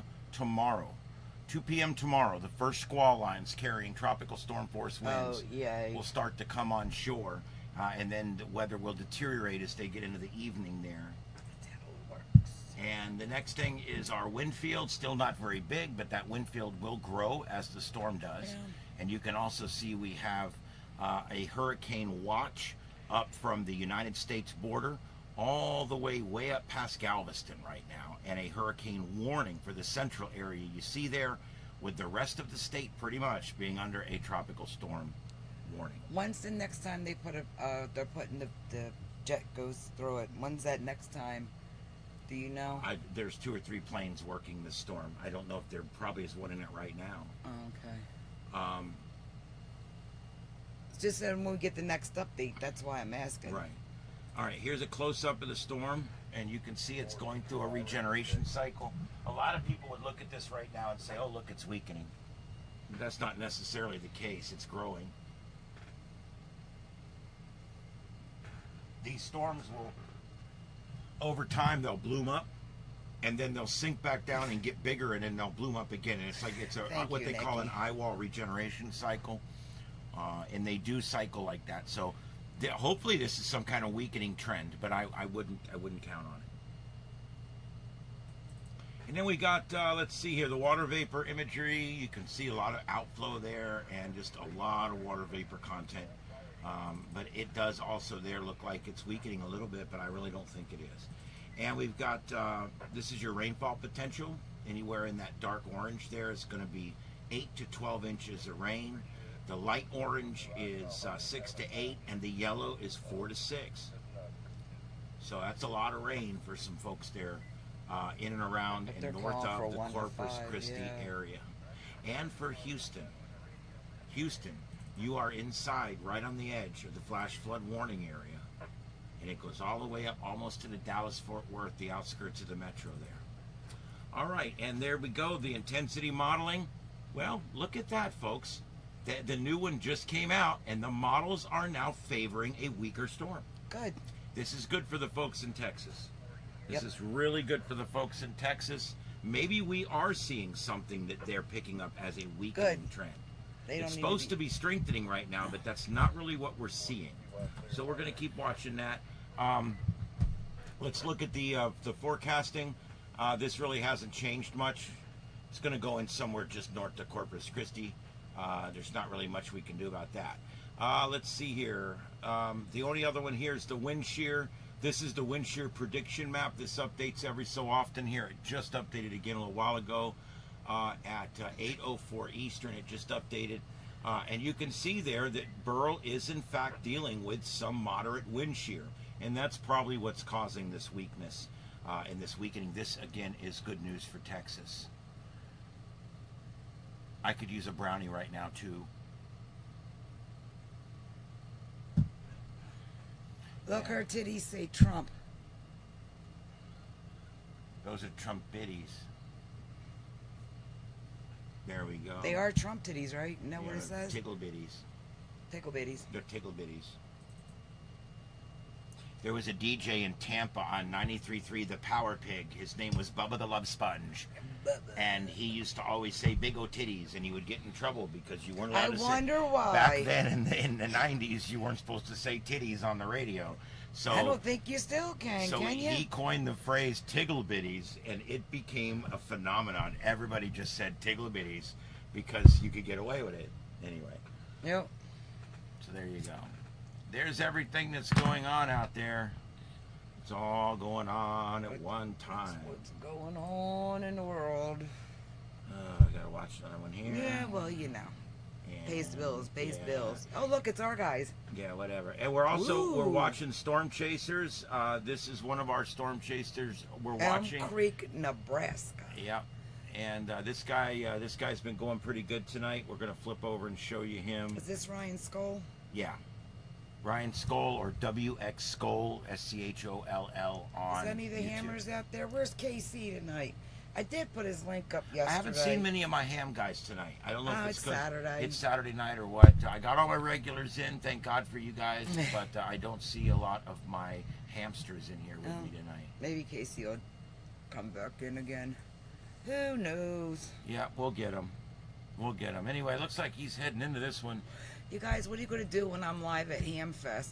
I don't need... Well, I got you guys. You guys will keep me... Babe. Yep, exactly. I got you guys to entertain me. I'll be walking around. This dude needs to, like, stay in the lane or, like, park it and ride the fucking bike.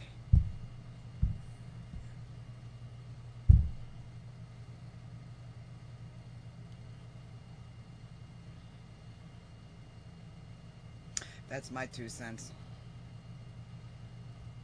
Cute hamsters. And like I said earlier, and you have some cute hamsters. Hamsters. Yeah. I kind of miss doing the tech net. We did that tech net for several years on Friday nights, and it became to be too much after a while. And doing them live Is Rick like we still were, we alive? weren't getting any numbers on YouTube. It took us 2 years to get up to 300 or 400 subscribers. It was really Well, hard. because you Because gotta it's kind start, of a niche yeah. thing. So that's why now I've mean, expanded it's that what thing. we do. I've expanded what we do out into a much broader thing.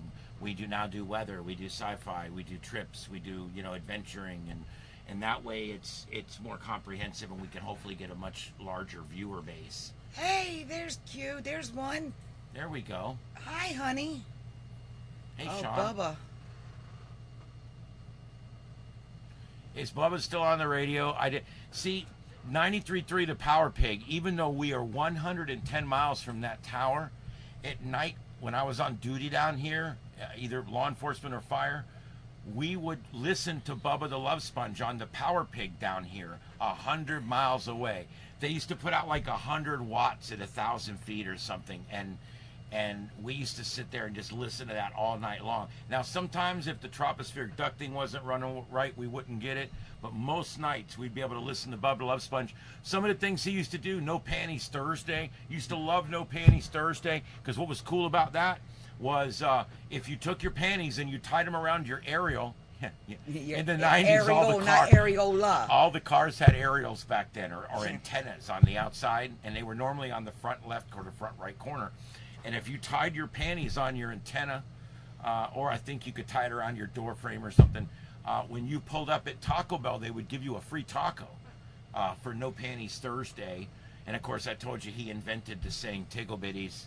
Oh, it would have been great if a granny went up there and had a big old depend hanging around one. I saw lightning on the outdoor camera. I know, and that sky's beautiful. Our night sky. Look at our night sky. Yeah, we've got a little sunset going yeah, on. the sunset's but one side. we just had lightning out there. That's the side with the water.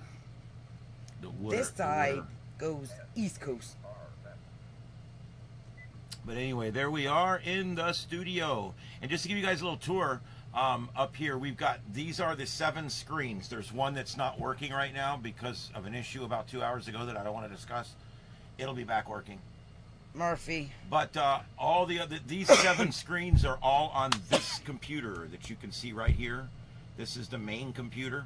I built this myself. It's a 12-core broadcast computer, and it's a supercomputer. It can do about 200 things at once. This is good because I'm a guy that can do about one thing at once, so it works out nice. But yeah, that's the supercomputer there. Back here, I've got my ham radios. I got my down here. You can't really see. Well, you can see it behind me in the other one here. Let me go back to this one here. Ooh, there was some lightning. We just saw it there on the cam. Back over here, I've got my my 756 Pro 2, my ICOM, and then my Kenwood up here. This is a rotor tuner, and then this up here is my FT8 computer, or my FT8 radio, and this is a Yaesu FT100, and this is a really cool Shack in the Box radio back here. Awesome stuff. And of course, I got my old portables back there and stuff. But yeah, I love my HF radio. I love to talk around the world, and I have made voice contacts over 6,000 miles away, and I have made digital FT8 contacts. That was a big one. Everywhere. I've made one in China even. So I've got them just about all over the world. Haven't got North Korea yet, of course, but I'm working on it. I've got about 24,000 contacts, and I absolutely love ham radio. I'm not too much on the folks that are in it, though, but there is a lot of fun to be had in ham radio. It's just, unfortunately, some of these local cubs are just full of curmudgeons.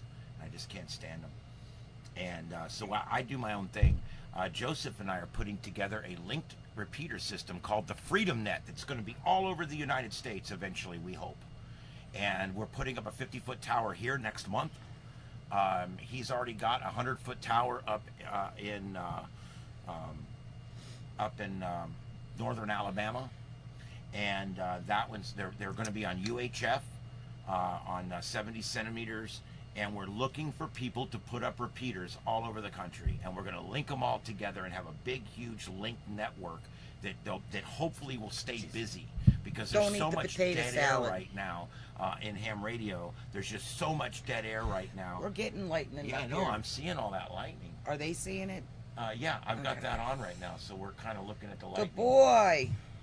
Let's see what we're looking at down here. Let's take a little peek. Let's There it see. is right there, a little storm.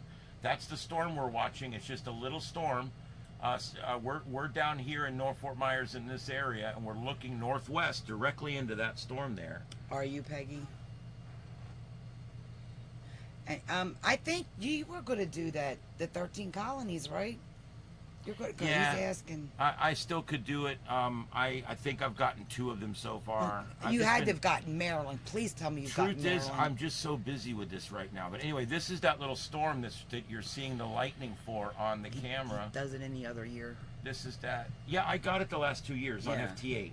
And I wanted to get it voice this year because I only got like 7 stations last year on voice. And I was wanting to sweep it on voice, but I didn't get there.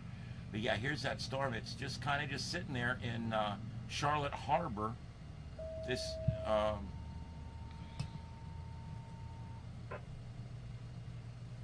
this is Charlotte Harbor right here. Big, huge harbor. This is right where Ian came through. Ian came right through here, just like that. Charlie came right through here, just like that. Irma came right up here, just like that. And I can Wilma kiss came my in down here ass, in too. Collier. But yeah, we get them here, boy. We get the storms here. We're ready for it. Dude, you name one person besides this guy right here that's got 3 working generators sitting in his storage room right now. 3. I got a 7600 that powers the whole house. I got a 5000 that I've had since Charlie back in the 90s, and it still works because I maintain it. And I still got the a small big one. one. I got a small Not one. real big, but Well, it's the big. big one I mentioned already, and I got a small one that I won from the local ham club here Yeah. the week that I quit. Yup. Yeah, it was. It was kind of like one of those. And it was, you know, they're all old and pissy and shit. We rolled right on up over there, big old smile on her face, got that brand new goddamn generator. I will give them credit for being honest, It- because I figured they would just throw my ticket out if Yeah, it got but drawn. they didn't. But they I mean- didn't. They were honest. I got give them that much. Yep. I'll give them that And much. then we wind up using it a couple months later because Ian. Yep, I ended up having problems with one of my generators. My mother was using the other one, and so And that then- third one came in really handy. Used it for like 48 and then- hours. Yeah, and then we went and bought Then one. we bought the big one. Yeah, and that and was now- a $900 buy. 3 days after Ian. 4 days after I want to tell you Ian. something. I'm going to put out a shout out to Home Depot Yeah. and a secondary one to Lowe's, because they do the same thing and they're Yeah. good too. Home Depot, okay, Home Depot's closer. 3 or 4 days after, we only go there because they're closer, not because they're better. Right. I love them both. Home Depot, I like after them the storm, I walked in and I knew I wasn't going to be able to buy a generator. But somebody told me, go in there, you'll be able to buy one. Well, my 5000 was on the fritz. My mother needed one. I needed one. I'm like, I'm go buy a big one. Somebody said, you can buy them. I'm like, there's no way. I walked in. They had the whole section blocked off, and they had generators stacked They were 25 feet everywhere. tall. Everywhere. 7800s, 6500s, 5000s, 3500s, anything you want. Ryobi, Briggs, whatever you wanted, they had it there. And they were stacked all the way up. And I walked in and said, one of those. And he walked over, and I ran my credit card. It went on there, and I walked out with it in like 5 minutes. I got to tell you something, dude. You know, we bitch a lot about different things and big box stores and all that kind of stuff. The resources of these big box stores save our ass after these hurricanes. We were driving to LaBelle to get gas because everything around here was flooded. You know, Couldn't think use about the this. gas that was in the ground. The 'cause house it I was grew up in, that my mother lives in, flooded. 4 feet of water up to the light switches in the house. So just picture your house with water up to the light switches, and the things that you love and have had your whole life floating out the door on the floodwaters. Okay, my mother lived this sitting on top of her entertainment center as the wind howled outside. Still in water. And yeah, and her feet were still in the water, and it kept coming up, and they didn't. My grandson that was, Nephew. or my nephew that was there with her, they didn't think he could get her out and get her up on the roof if he had to, because the wind was blowing 110 miles an hour outside. It was a scary time for all of us. Nobody thought it was going to be that bad. And after the storm, my mother, every bit of her clothing was ruined. It got just high enough that it wicked up all the stuff in her closet. You don't think about stuff like that. It wicked up everything in her Ooh, closet. that It was would all bite. wet. Okay? Everything was just completely a mess. Okay? And it was just mud tracked in and just sewer boiled out. She had a water bed, all right. Yeah, and her beds were ruined. All of her furniture, the cedar furniture that her and my dad bought after they got married, that she still had, that was beautiful, all ruined. Everything, a lot of my dad's stuff was ruined that she had kept. Luckily, the important stuff was in the top 2 drawers. Thank God, saved it. Her 38 was under the water. It's still back here in oil. I'm still working on it. It was terrible, but one of the biggest things, she's like, my entire lifetime of my wardrobe, everything is gone. My underwear, my socks, everything, all the drawers underwater, all the closets underwater, everything underwater. I don't know how I can live. My entire wardrobe's gone. His Pooh Bear and his brother's Pooh Bear. Go ahead. I just like to finish. Well, okay, I'm sorry. I'll get to that. Okay. So all of the clothing was ruined, right? I said, no, it can't be. So I went there and I got all of my nephew's clothing and all of her clothing, and we bagged it all up wet. We dried it as best we could. We got it all in bags, and we threw it in the back of the car, in the back seat, and in the very back of her car. And we drove towards West Palm Beach. When we finally got to Belglade, if you guys know, Belglade's an hour and a half away. When I finally got to Belglade, we found this beautiful, big, huge laundromat with these big, huge laundries that nobody was using. And these really nice ladies all in there doing their laundry. We ended up making friends with all of them. We went in there and I started loading these bags up on the carts and bringing them in. And people's hearts was breaking for us. They were all helping us. We loaded everything they both owned in these washers. It took us the better part of a day. We were there till 9 o'clock at night. And everything went home folded and clean. And we saved both of their entire wardrobes and all of the home linens, towels, washcloth. Think about how intrusive that is, to lose all of that kind of stuff. She lost so much, I couldn't stand watching her lose more. All of my yearbooks, all of her yearbooks lost. We lost 1 tub of photographs. We saved 2 huge tubs of photographs that got saved. What a shame. What she was just talking about, I'd like to talk about. I had a Pooh Bear that my mother bought me when I was born. It was about this big. He's still about this big. And we thought they were lost in the flood.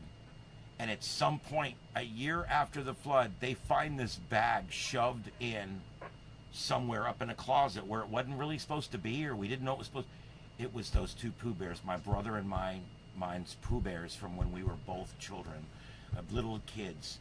And they both survived the flood. So we were so happy about that. Those little treasures, you know, that you get to keep. My big band photographs were underwater. We took them out of water, cleaned them in clear water. That and was rolled good them paper out back and put then. them out. They survived, dude. They're like 95% good. So, I mean, we saved a lot of stuff.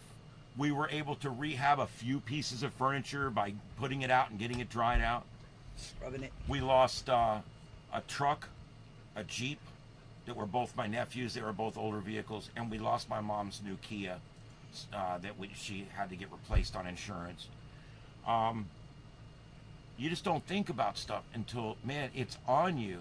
And these storms come up. You know, we had days notice, but you don't think till the last minute. I flew in the night before. You're waiting till the night before because you really don't want to have to pack all your shit up.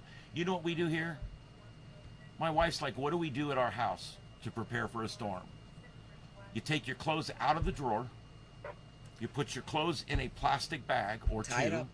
Tie it up really tight. Put them back Put in them the back drawer. in the drawer and close the drawer. That's the best thing you can do for your clothes, because you want to know something? Yep. If the roof gets ripped off, everything's going to be ruined because of the water. Not at my house. I have bags over all my TVs. I got bags over all my stereos and control boxes. Yep. I've got bags over my microwave. I got bags over everything. Why? Because if the roof goes, I'll still have all my stuff. I just need to fix the roof. And I put stuff in my washer, my dryer, my dishwasher, my oven, my underpan. Yep. I put I put In stuff bags like that. and in the oven. I put my husband in my husband, he rode out Ian in the back of the battle cruiser. I put him in there so if something happened, at least he wasn't blown away. Yep. An angel moved those poos. I think they did, Peggy. Yeah. And I thank them for it. Because that was the one thing that I got. Because, you know, my grandson had a Pooh Bear. And it's like Pooh special, you know. And our grandson loves that story. Yeah. Because he has seen those Pooh Bears. Yeah, He's we've touched actually them. got a picture of Yeah. him when he was about 2 or 3. And he's sitting on the couch with his Pooh Bear next to Ian's Pooh Bear, my next to his brother's Pooh Bear, yeah. Pooh Bear. So we got the different, and to see how the Poohs have changed over the decades is kind of cool. Look at this, guys. We're getting a great shot of a supercell now from our Storm Chaser. This is WX Skull, SCHOLL. Thank you, something guys. like that. So go give him a like and a thumbs up because he's out working right now making a living with YouTube, and I love to see people making a living with YouTube. When Irma hit, I cleared the house out. There's 2 pictures still that's returned to the wall. I won't unpack. That shit's still sitting back here, Yeah. boxed up. When All Ian my came, photo albums, half that's why our I can't shit was show you still in guys plastic. anything. Yep. It's all back here. Everything Yep. that we had not used since Irma was still in plastic bags. So we had my older parts of my wardrobe, all of our photo stuff. It was all already in bags and already in drawers. Now, I take my father's flag and my husband's flag in the shadow boxes and all that, and I put them in the oven. Yeah, double plastic in oven. You get those real thick black contractor bags, and everything goes in those. And I'm telling you guys, after a hurricane, even if the roof is compromised and the water is Same way with a pouring tornado. in, you'll still have all your shit. Put your stuff in your appliances because You can even wrap your couch with a tarp. There's anything you can protect from rain coming down from your damaged roof. Remember, I see people all the time, they're like, I've lost everything. And all it was the roof got partially ripped And off. But they lose everything because the water comes down. and we turn the power off.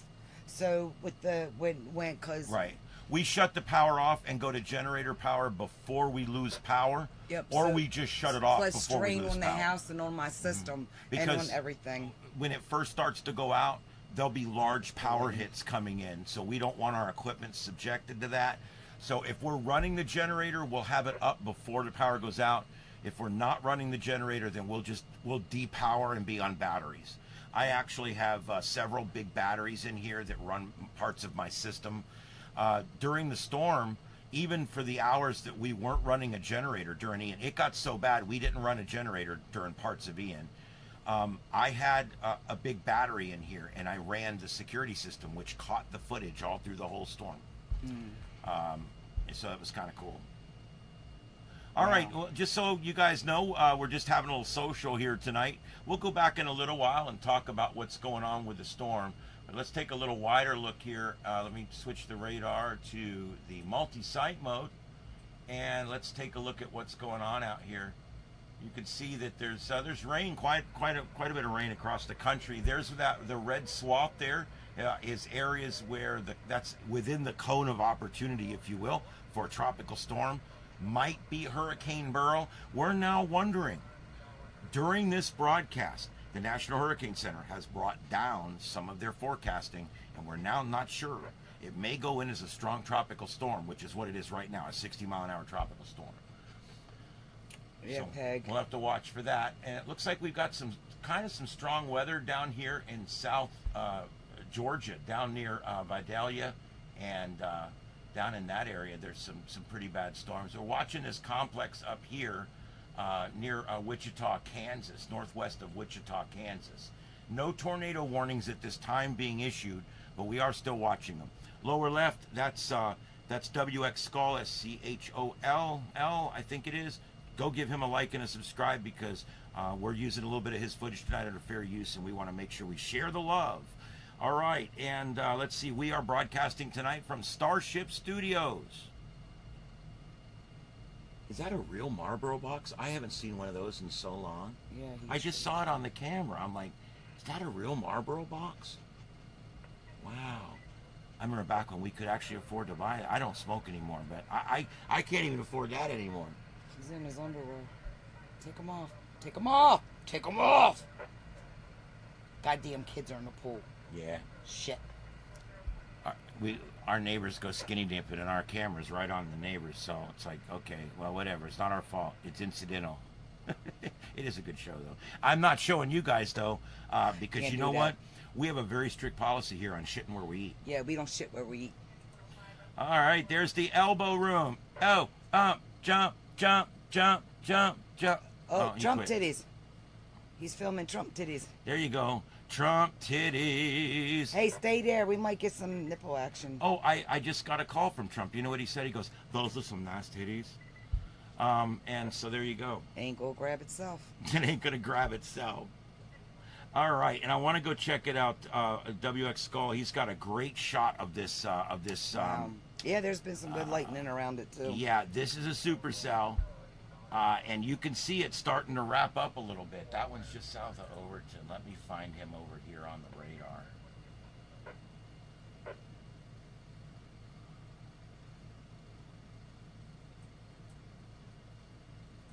Yeah, that is not tornado warned yet, but it is starting to hook up, it looks like. Well, let's hope not. Oh, there he goes. He's back. Look at that.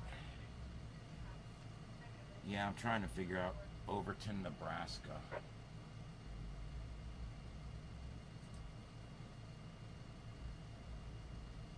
Do you hear the music? My grandson's rocking out. Really? That sounds interesting. All right, let's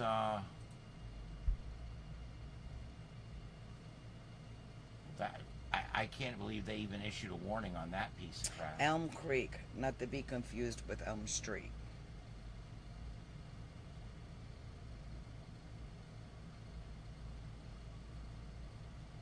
Huh. What happened? He's on a warned thunderstorm, but I don't see which one he's on. Let me make sure. Oh, Yeah, it stopped and restarted. God bless. I hate that. Anyway, there's jeez, it really cooks me, guys. man. All right, there's the latest on the storm. I'll leave that up for a few minutes so you can check it out, but there is the latest on the storm. And again, I was trying to see where he was because he saw that, but I'm just thinking, yeah, it's probably getting dark out there too. Yeah. That's probably why he shut it down. A lot of the storm chasers, they'll shut it down at night unless it looks like it's going to be something really big, because there's not a lot to see at night. Yeah. All right, but anyway, we're watching all that. This is all the latest Look, on keep an eye Hurricane Beryl, on boobs over there. and we're watching the Trump boobs No, the brunette. and Miss boobs, and the brunette right there has almost fallen out of that top twice, so we're kind of watching for that too. We're the only weather show that features breasts.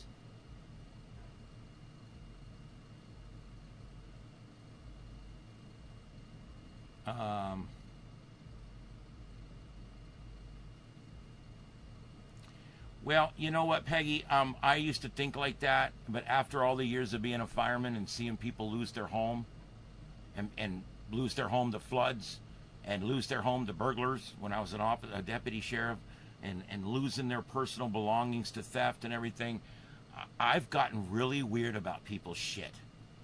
And I'm going to be doing, I haven't done it yet, I haven't even wrote out the script yet, it's not a script, there'll be an outline, but I'm going to eventually do a broadcast, a video, where I give people tips and tricks on saving your shit in a disaster. Everybody talks about saving your life in a disaster. Yeah, okay, I get it. Save your life. But you know what? There's a lot more than saving your life. If you save your life and then you have nothing to come home to, you have absolutely nothing, you have no insurance, you have nothing, all your shit's gone, you're ruined. Okay? I'm one of these people, I want to try to save as much as we can save. We've already got a plan at my mom's house. If another storm comes, we're gonna go drive over there. If she won't leave the house, if she will leave the house, I'm bringing her here because she's a lot safer here. If I can't get her to come here, I'm taking all of her pictures, photographs, all that kind of stuff. It all goes in her car, and I'm bringing her car here so that she'll have something to drive after the storm. It took almost a month to get her car replaced after the storm.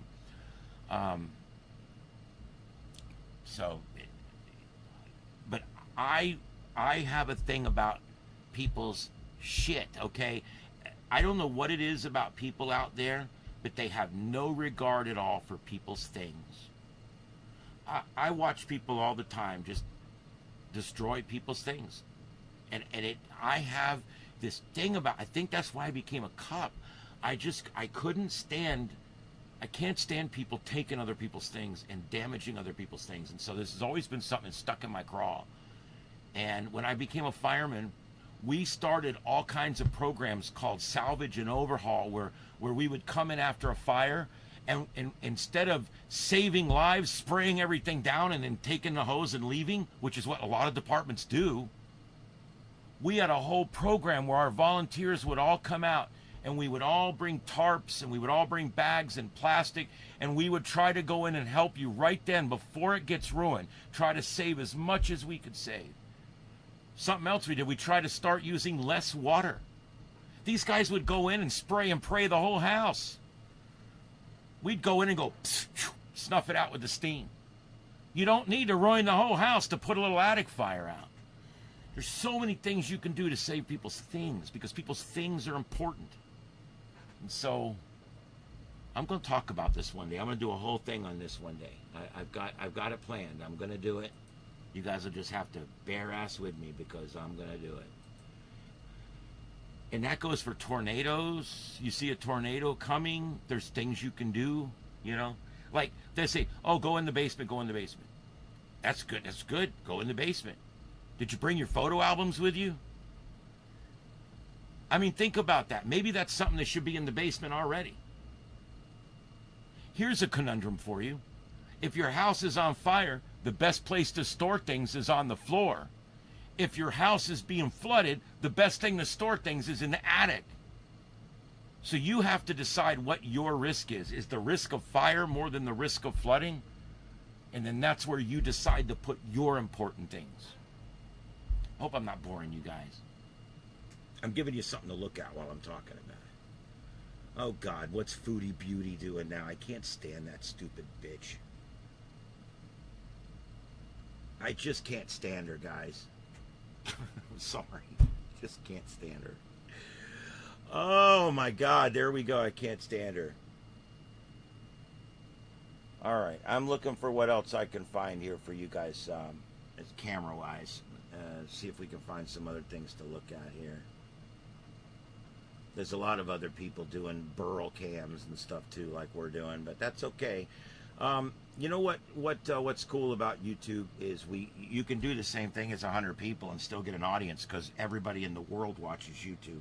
So that's what's really cool about that. Oh, this looks like Ocean Shitty, Maryland, as my wife calls it.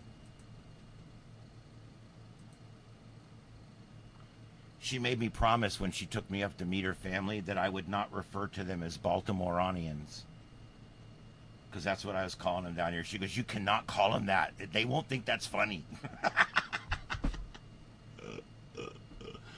Oh, God.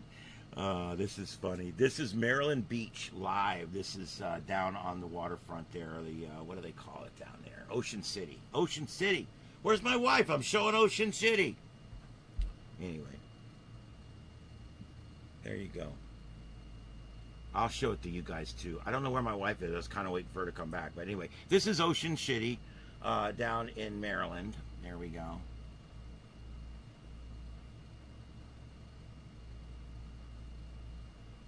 Oh, yeah. You know, the whole mukbang thing, I don't understand. It's actually like, okay, I'm just going to say it. Nothing turns me on about a mukbang. Nothing. It doesn't entertain me. There's nothing that does it for me sexually. There's nothing that does it for me viscerally. There's nothing that does it for me in any way. Okay? But it does, like you, disgust me. And no thank you. I don't get the whole mukbang, but you know what? Get this. I'm a libertarian. And I'll fight for her right to mukbang, whatever it is. I'll fight for her right to do it. Absolutely. Let's see what's going on here. Where's this at? Caribbean islands to Alaska. This is a bunch of different cams. We could take that for a minute. Take a look around, see where this is at. Let's see here. Let's take a little trip around. This is Bimini. Bimini is an island down near Florida down here. Shitty is the place to be. Oh, you must have went in the room. I think was we're playing taking a in there. piss and feeding the boys. Yeah. But, yeah, we just went to Ocean Shitty. This is Worst St. sunburn ever on that damn beach. This is, ever. This I'm is back. Saint Martin or Saint Martin, depending on how you pronounce it. A lot of the people in the islands refer to it as Saint Martin. Where's this at? On Earth. Oh, Tampa, Florida. Oy. It's Tampa. Oh, there. I remember those ads when I was a kid. I used to love that voice guy. He'd go, Busch Gardens, Tampa. I had to grab me a bite to eat too. Yeah. Yep, I used to be a voice guy before AI. Oh, look. Now I'm unemployed. Miss Trump's over there still shaking her tittle bitties. Yep, we got Trump titties, 10-8, Trump titties. Let's go back over there so they can see them Trump titties. Fantastic. See those tiggle bitties. From now on this show, we're going to call them tiggle bitties. Yeah, in honor of. We'll keep her down in the corner down there. Trump titties. Unless she shows the nips, she's not a true Trump supporter. Show that. In the city. I like when Eric Cartman sings Oh. No. it. Anyway, still no tornado warnings. It's weird. Good. We've got so much severe weather out there, and yet not a lot of tornado warnings. Good. We did have one just before I went live. Where'd the brunette go? This is still a real mess up here in Kansas, and we are going to keep an eye on that some bitch. Let's do that. Keep an eye on that some bitch. What's your question, hon? Yeah, go with your question.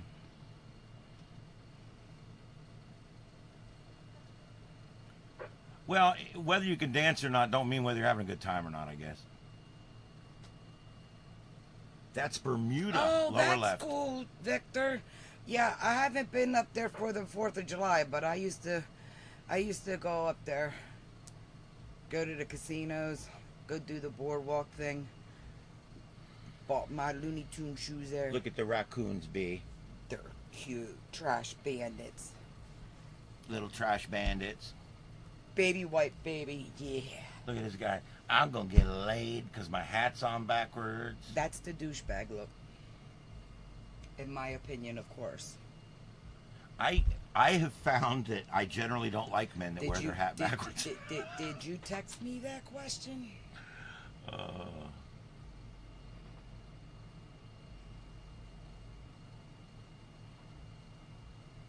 He is in there rocking out.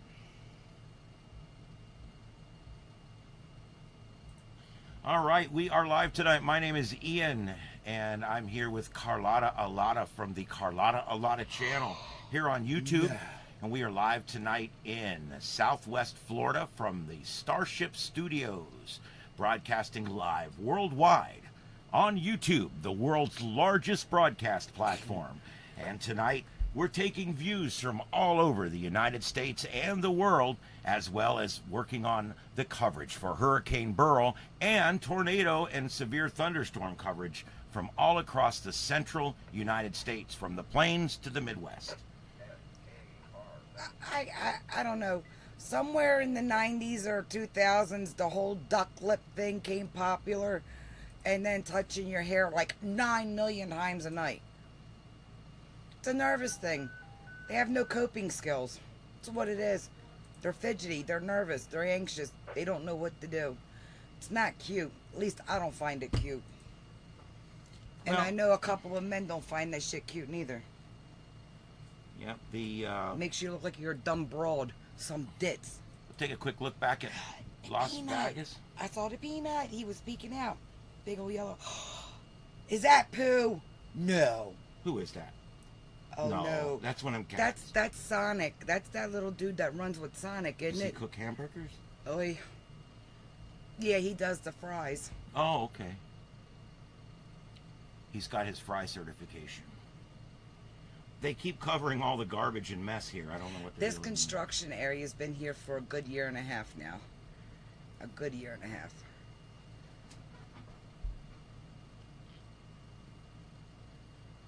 All right. Well, we are doing combined coverage here tonight. A bunch of different things going on. So we're just going to be doing this. This camera, I think, goes into some kind of auto mode, and it's kind of really annoying.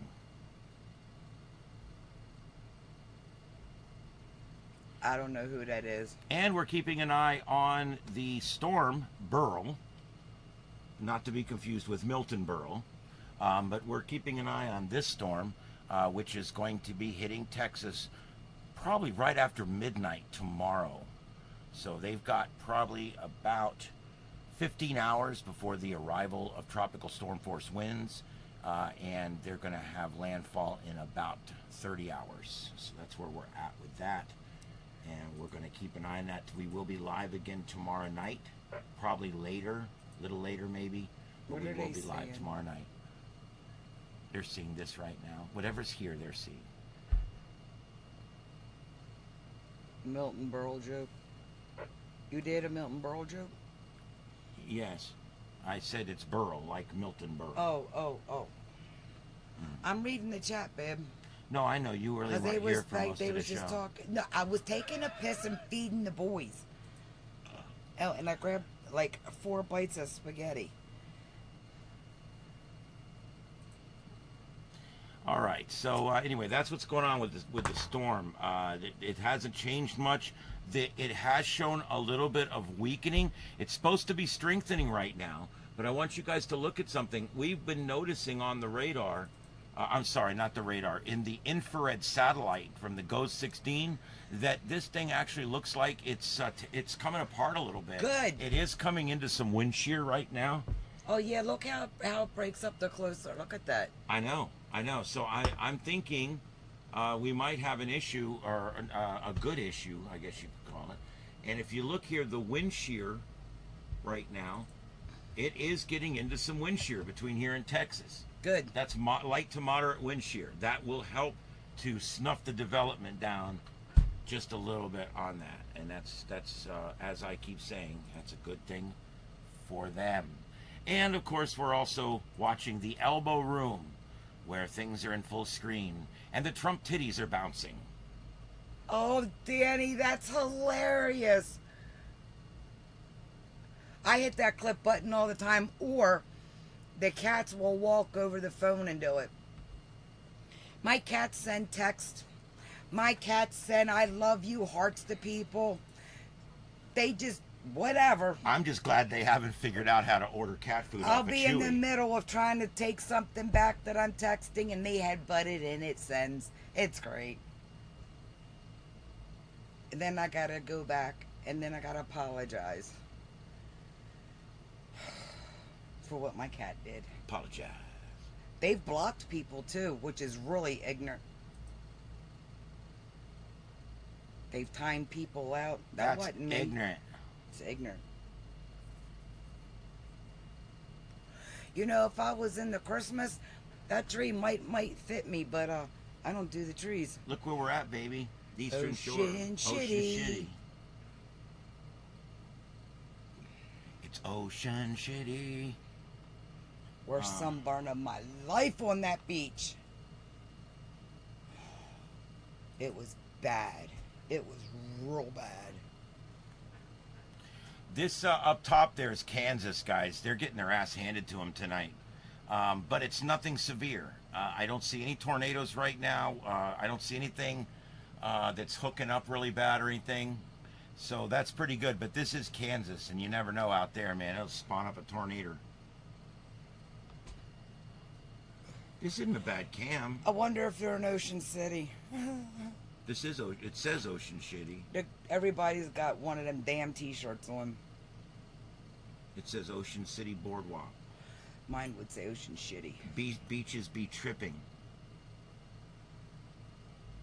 Hit the like button. Don't be tripping. They used to have roller coasters down at the end of this, all the way down at the end. Yeah. You know what you do, what you don't do when you got like 3rd-degree burns from the sun? You don't go on roller coasters and then get windburn on top of the sunburn. Yeah, I get it. It makes a very long 3.5 hour drive miserable. All right, guys, we're basically just hanging out tonight. We've been doing some coverage on Tropical Storm Sweating Beryl, to death, chills, and we've been water doing. blisters. Yeah, there you go. Show them puppies.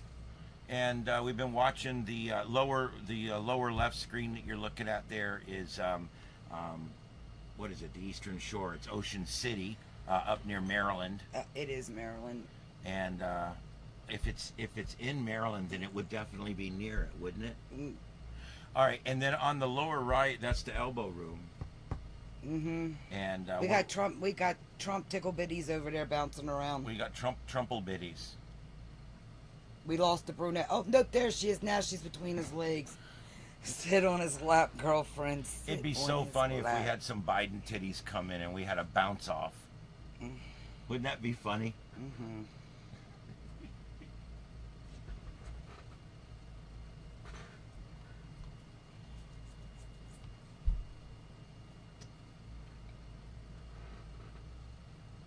All right.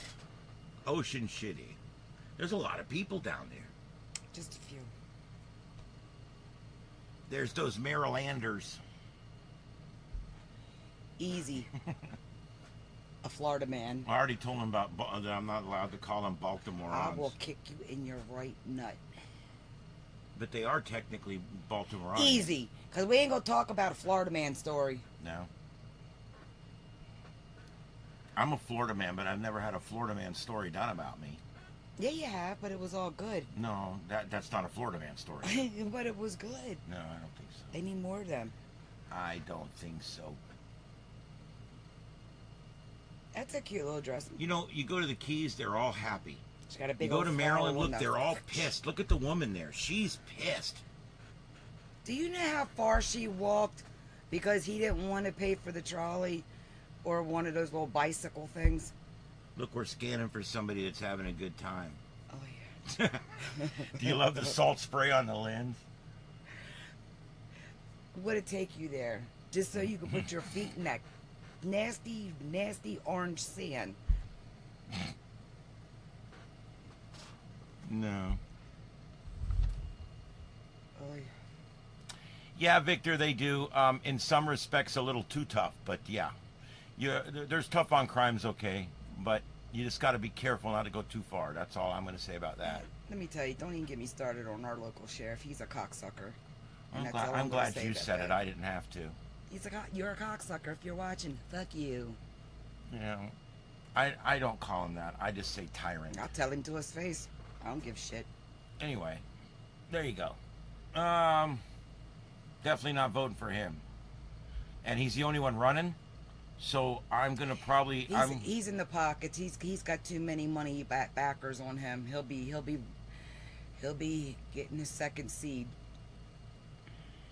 But you didn't even get in this one fair and right. Or you ain't gonna go there. I'm gonna write in. I'm gonna do a write-in because I'm not voting for him, and I'm gonna write in anyone else. I'll vote for a salad bar. That's at who I'm Wendy's. voting for. Anyone else. You know, look, I tough on crime is okay. But when you start violating people's rights and you start stepping on the First Amendment, the Second Amendment, the Fourth Amendment, the 14th Amendment, And when you don't the write a Fifth report, Amendment, right? and you start lying about things and favoring one person over another in disputes, and you start following people around. They're and, not the feelings police. Yeah, look, like I said, everybody backs to blue, and that's fine, but you back to blue, but it will eventually happen to you, and you're going to realize that, they don't look at you as the good guy. They look at you as the bad guy, and you have to prove you're the good guy, and it's really difficult sometimes. So I'm for tough law enforcement as long as it's done right. Where's she go? There she is. Look at her. She got a big old stuffy. He won her a big old yellow stuffy. Whoa, they slowed them down. You good, Miss Pinky? It I don't know. I don't know what Hubert- he's doing with his hair. I don't know anything about that. I know it's the best hair ever, but I'm not sure. I don't know. At least he's still combing it himself. I like a big stuffy. Today is Catterday. Victor, who are you petting? What are you petting, Victor? I love a soft pussy. Gray ones are cool, but mostly the black ones, because they're the last ones to get adopted. That's why, like, half our cats are black, because Where is Mama Kitty? I saw her this morning. She's sleeping on the tower. Oh, is she? I saw her this morning for sure. But I haven't seen her this Sleeping on the afternoon. tower. It was hot today. They all find a cool spot inside usually when it's like this. Oh, Peggy. Peggy. Where's my button bar? I don't have my button bar. Boom, boom, boom. No, go, Victor. What is it? 2 in the pink and 1 in the stink, baby. I can do that because that's the finger that's fucked up. That's it.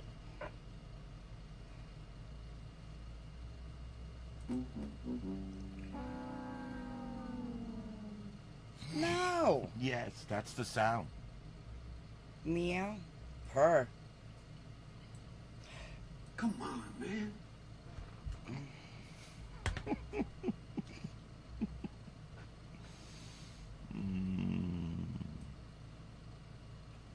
Peggy has problems.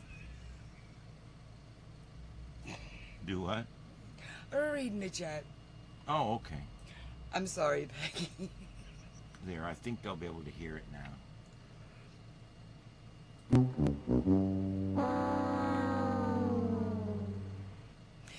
This That's is my making favorite me button. sick. Why? Because it's all your people. Those are Marylanders. Can we get some like Baltimore City shit like where I'm from? No, I don't go down to that shitty ass place. I'd rather go to Atlantic City. They all look very upset. It's They're like tourists and they they're all- paying Maryland taxes. Yeah, they all look like they just paid Maryland taxes. Yep.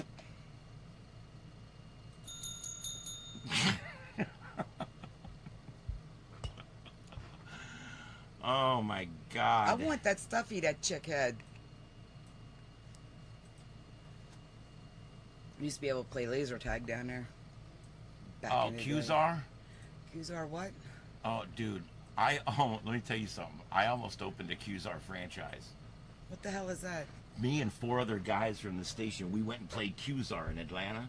It's a laser tag Oh. game. It's all indoors. And Yeah. the equipment's really cool that you wear, and you got these lasers, and they put a little smoke in the room, and they got really powerful laser beams that you can see. So when you're in there fighting, you see your own laser and the other lasers going by you. It's pretty cool. And the sound effects and the music's playing and Yeah. the smoke's pumping out. And The glow we in the had dark such an game. amazing time that we played like 5 rounds of Qzar, okay? And then we left there, and I immediately called and got the franchise packet, and we wanted to open one in Fort Myers. Oh my God. We had meetings about it. We were so far as working on financing to open a Qzar franchise. And it ended up not going so well because you know what put him out of business, folks? It was the perfect thing. You know what put it out of business? Liability insurance. That's why you rarely ever see any kind of laser tag or paintball or any of that. There is still a few paintballs around, but there's not many. And if you do go to one, He's naked. He's naked. Ding dong, ding dong, ding dong. oh, I wish I could show you guys that.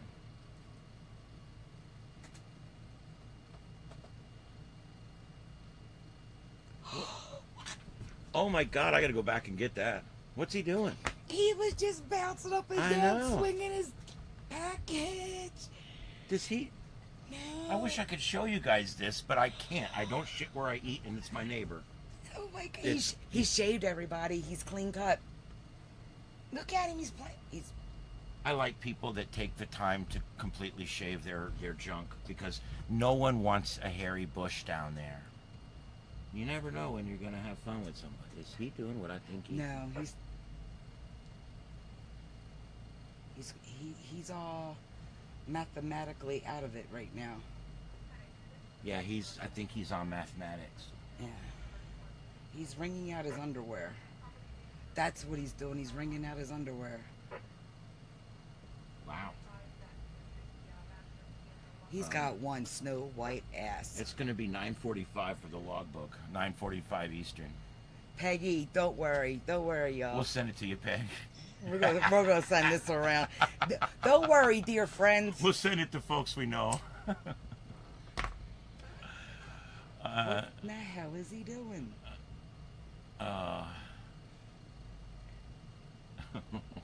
Is that a towel? She gave him a, what's that mini towel? A hand towel. A hand towel. He almost fell. Wait a minute, no, it's underwear. He didn't even dry his ball sack. Where are you going?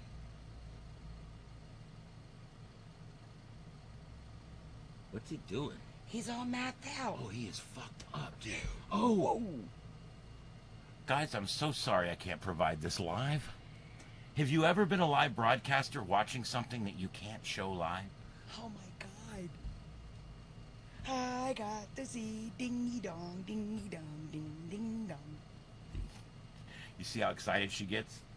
All I gotta do is walk in the bedroom, pull my pants down. She gets that fucking excited every time. I swear to Christ, every time. It's like, oh my God, ding dong, ding dong. You want me to show you? Ding dong, ding dong. You're an asshole tonight.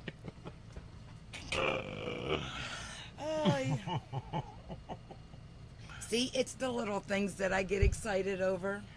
Yeah, the little things. Is he drowning now? What is he doing? She loves the little things.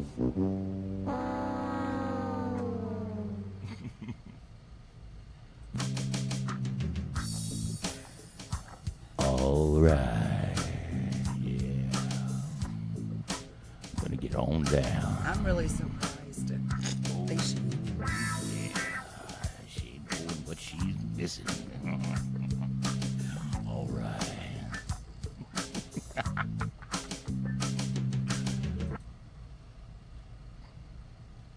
Now, if she gets, now we got to see if she takes off her clothes.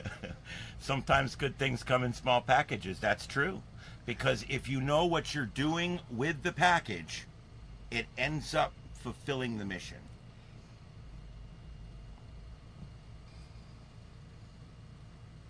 That being said, wow.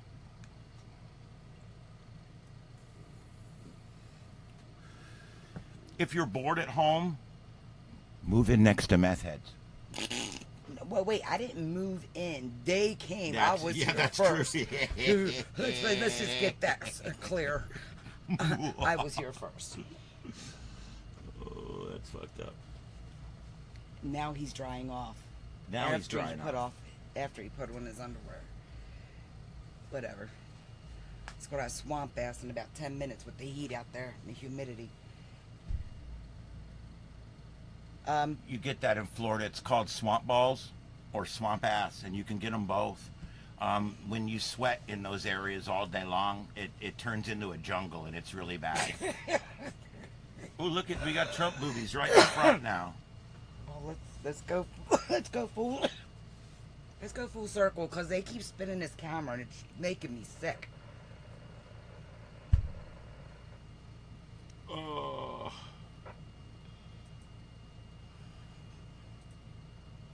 It's never, ever a dull moment.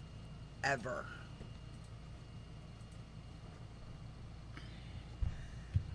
Let's see if the elbow room can keep up. I put Sloppy Joe's and it pulled up Sloppy Joe recipes. Hey, well, What kind of recipe do you need? It's shit on a bun. Sloppy Joe's. Give me a break. You don't like Sloppy Joes? No, I don't. What you do? Okay, you want to make Sloppy Joe? Okay, I'm gonna tell you how to make sloppy Joe. You take hamburger, okay? You put it in a pan, you cook it, right? And then you break it all up real good, right? Put a little bit of seasoning in there, whatever kind of seasoning you want. Usually it's some, whatever. And you make it. You can put some mix, whatever. But you always make sure you put onions and peppers in there to totally fuck it up and ruin it for about a third of the people in the world. Okay, every time you add onions to something, you ruin that for 1/3 of the population on the planet. There's 1/3 of the people on this planet that don't care for or do not eat onions. Yet it is overused in every goddamn recipe that you see out there. And I take it out of everything I cook. I a lot of times will cook the onion in big pieces because I like the flavor, but I just don't like all that onion in there. And so, yeah, I'm pretty picky about all that. Can you mute that for a minute? Just for a second.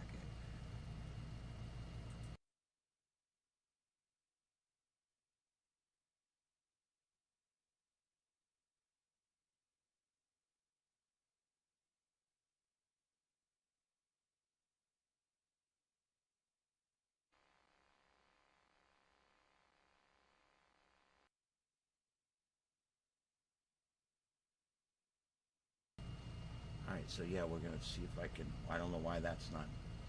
She hasn't taken her bathing suit off yet. Yeah, we're waiting for that.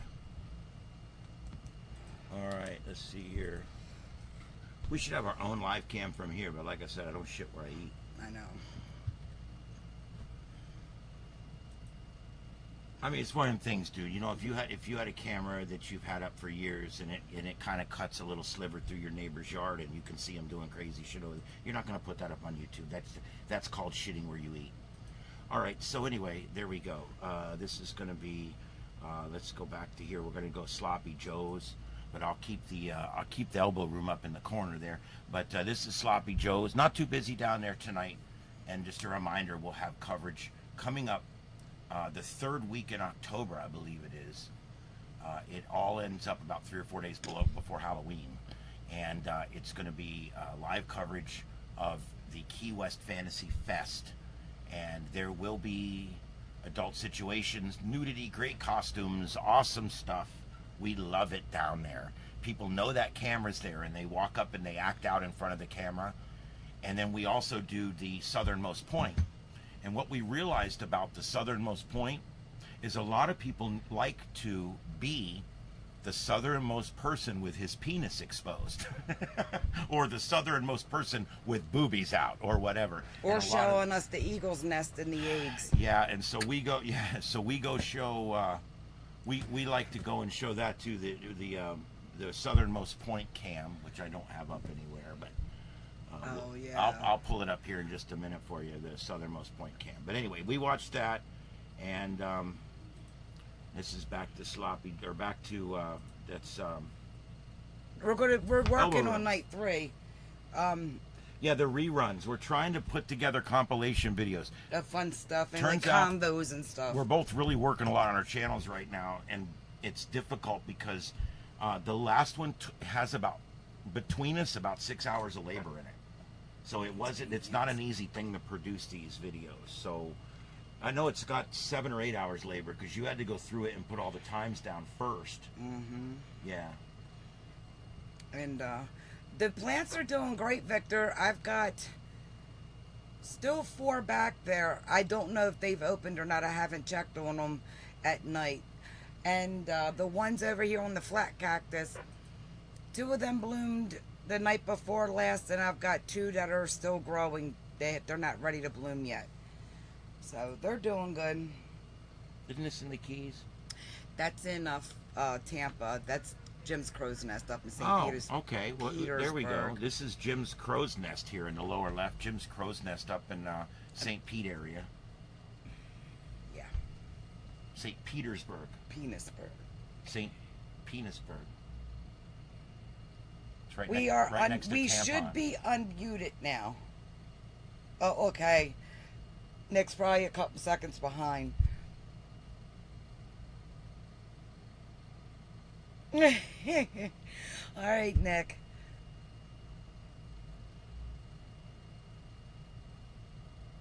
That's over for now. Okay.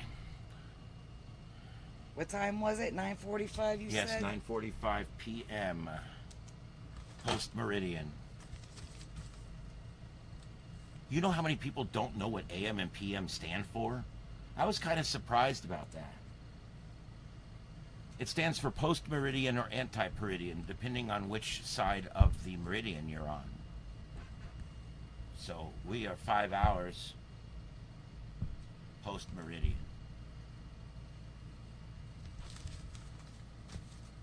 Note 1 taken. There you go. Good on Nothing you. like watching Thank people you. eat. Hey.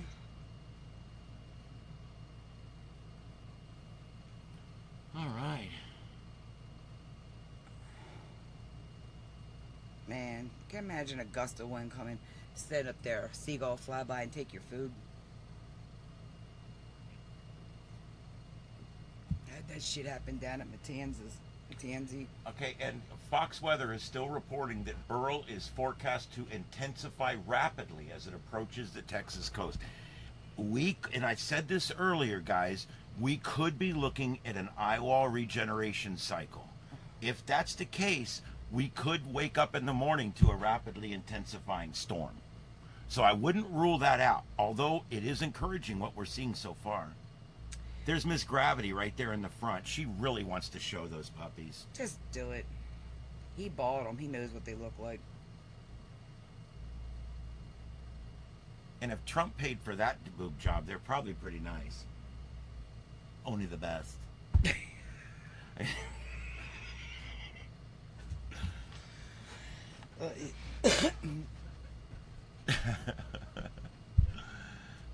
Winged Matchbox, welcome aboard. Thank you for crawling on board the ship here. This starship is going nowhere. It's a show about nothing. We've been covering Hurricane Beryl as it's burrowing towards Texas. Let's see what I did there. Yeah, nice. And nice and we're also watching things that are interesting, like bars where people like have boobies flying out and stuff. So yeah, we'll do just about anything on this channel. We really don't care. You know, I got to tell you guys, a long time ago, 6 months ago, I had this channel and I didn't know what to do with it, and I kept fighting and wrestling. What do I do with it? If I do ham radio, then I'm only going to get ham radio guys. If I do Star Trek stuff and talk about science fiction and all that, I'm only going to get those guys, and there's a lot of people already doing that. No. So if I talk only about hurricanes, then I'm only going to get people that are either in a hurricane or about to die. So I figured I'm just going to do it all. And I literally, guys, I'm trying something here that I don't know if it works on YouTube or not, but it's literally, it's not a channel about nothing. It's a channel about everything. I do weather. I do space weather when there's auroras and space weather going on. I do all that kind of stuff. I do live cams where we check cams out all over the world. She's not pregnant. You don't think? No, the Trump titty chick. I'm glad she's That's the not. beer gut. Let's see.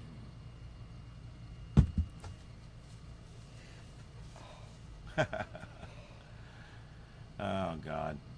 Yeah, man. Could be. You never know. He's got man boobs. He's got the moobs going. You got the moobs.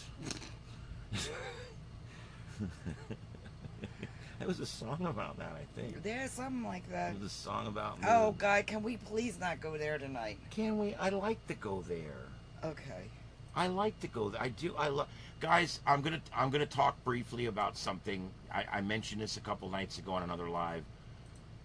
I have the biggest love-hate in the absolute world for Disney World. And some of these guys do these beautiful live streams from Disney World. And I love to bring them to you, little snippets here and there under fair use. And I love Disney World. But you know something? I fucking hate Disney World, dude. That place is ruined. It's corporate shit. It's like dumbass quagmire horse crap, political anti-bullshit woke. I can't say all the things I think about Disney, but I still love it because I grew up in this place. I love this place. We used to go every year and camp for 3 or 4 or 5 days in Fort Wilderness, and we would see the what's them fucking chick bunks? They would come do the show at night in the Chippendale? yeah, them. But it wasn't the ones that took their clothes off. Anyway, they would come and do shows in the campground at night, and it was all kinds of shit. It was so fun. It was. I loved Disney World. I grew up in Disney World. I love the crazy parts of Disney World, like the Webway People Mover and all the weird stuff that they don't even have anymore. You know, great rides that they used to have there. And Disney World was a wonderful, wonderful place. And I'm telling you right now, it's an overpriced pile of shit right now, and I wouldn't go there for anything because I wouldn't give them my money. But I still love the place. I want to see the place, you know. That was the big carousel on the left, by the way. We watched the fireworks right here that night, remember? We were standing right there and we watched the fireworks. Yeah, we went there to the pisser. Yep. We were standing right there. We watched the fireworks one night. Pisser. That was the last time we were in Disney. We took our grandchild there. No, we went for work. Oh, no, that was a work trip. Yeah. We went for work. Yeah, that was the last time. Anytime you can get your work to send you to Disney, that's even better.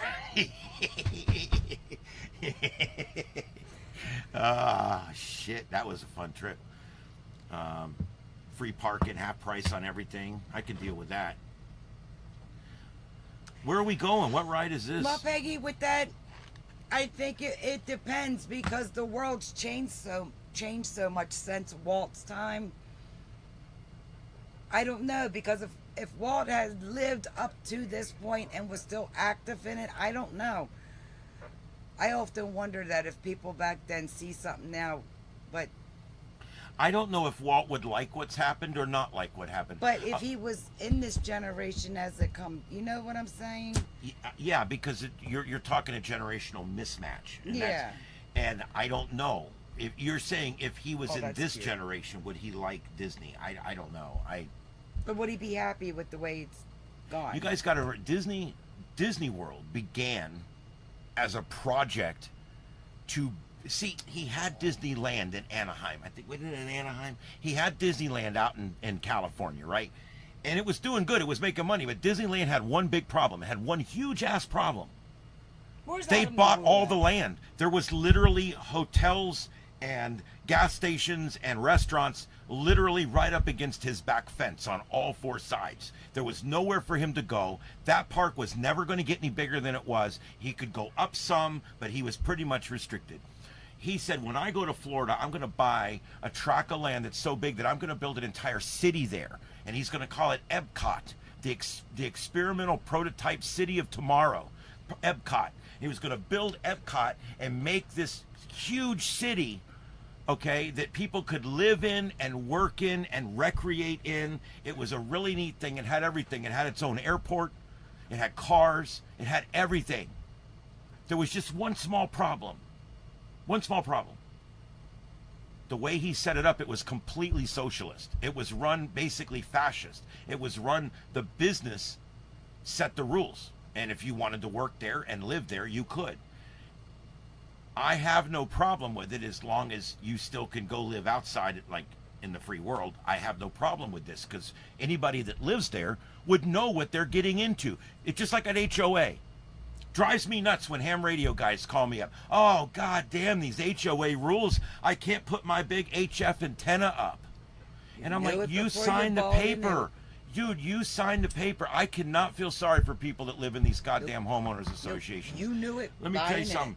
You own there, you bought there, you lived there. Why do you live there? Because you don't want to deal with your own security. You don't want to deal with your own street light. You don't want to deal with the potholes in your road. You don't want to cut your own grass. You don't want to deal with any of that. So you pay someone else to do it.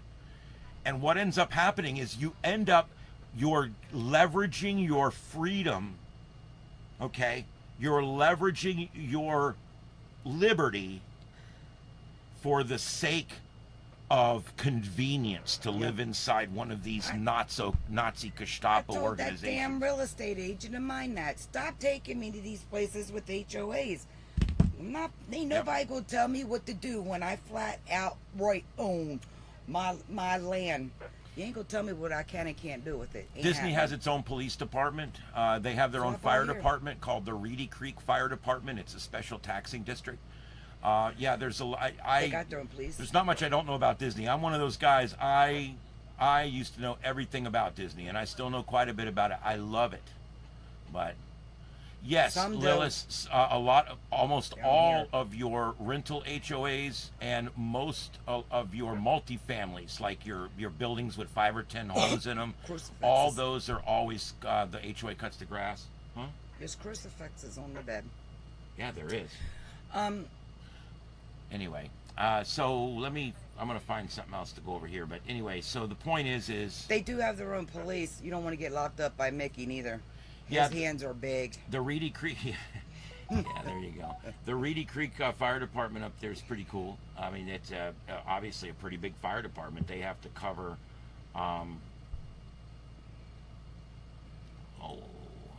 That's not live. I'm not taking anything that's not live. Oh, hell to the no, Peggy. Come on my property with a measuring tape. My foot and your ass are going to meet. Shit. Cape Coral here. Crack Coral. What we call the communist city of Cape Coral. Re-scrape Um, the grape, or- the cape. A lot of The people grape. refer to it as the Socialist Republic of Cape Coral. But they actually have 24-hour patrols for their code enforcement. It's ignorant. They come out at 3 in the morning when you're asleep. They don't allow you to have a fence in the front yard. So they can measure your grass. They can walk right up and look in your frickin' windows, in the curtilage, as they call it. They can walk right up there in your yard and they measure your homeowner. They measure your grass, and if it's over 3 inches, it's 4 inches, whatever it is, it's a ticket. And See, they come around. ignorant. They come around and they go to areas, and you're only allowed to water 1 night a week. Okay? They One drive off around, day. and if your sprinklers, if they catch your sprinklers on, and it's not your night to water, it's $100 fine. There's no bullshit. They fine you. They write you a ticket. It's stuck on your front door in the morning when you That wake one up. HOA, if you had like your family over and they're parked out front your house, they'd ticket you. Yeah. They'd Yeah. ticket you and then they tow you. The community only had short driveways that allowed 2 cars to park. So if you had friends over or something, there was nowhere to park but in the, along the side of the road. They would ticket every one of those cars, and if they had wrote you a ticket in the last 90 days and they caught you again, they called tow truck, have it towed. I mean, these That ain't no bullshit. homeowners associations, look, you have the federal government that controls what you do. You have the state government, which writes the laws, the statutes that the cops actually make arrests on. They actually enforce these laws against you. And then your county comes in and they make ordinances. Your county will make certain ordinances about fireworks or about flooded roads or whatever. They'll have ordinances. They'll have ordinances for open containers and loitering and stupid shit like that that are more stringent than the state's laws on those things. And then some people, I don't know why, choose to live in a city. I would never live in a city. People live over in the city of Cape Coral. They have more laws. They have more taxes. And you know what? They still don't have a street light in front of their house. They still don't have a sidewalk in front of their house. And when they run dual water and sewer down their neighborhood for the first time, because half of Cape Coral still doesn't have it, when they run it down there, they give you a $16,000 assessment. And if you don't pay it, they lien your house. This is a city, not an HOA. Okay? The city of Cape Coral is horrible. Their cops are way too aggressive. They violate the people's First Amendment, Second Amendment all the time.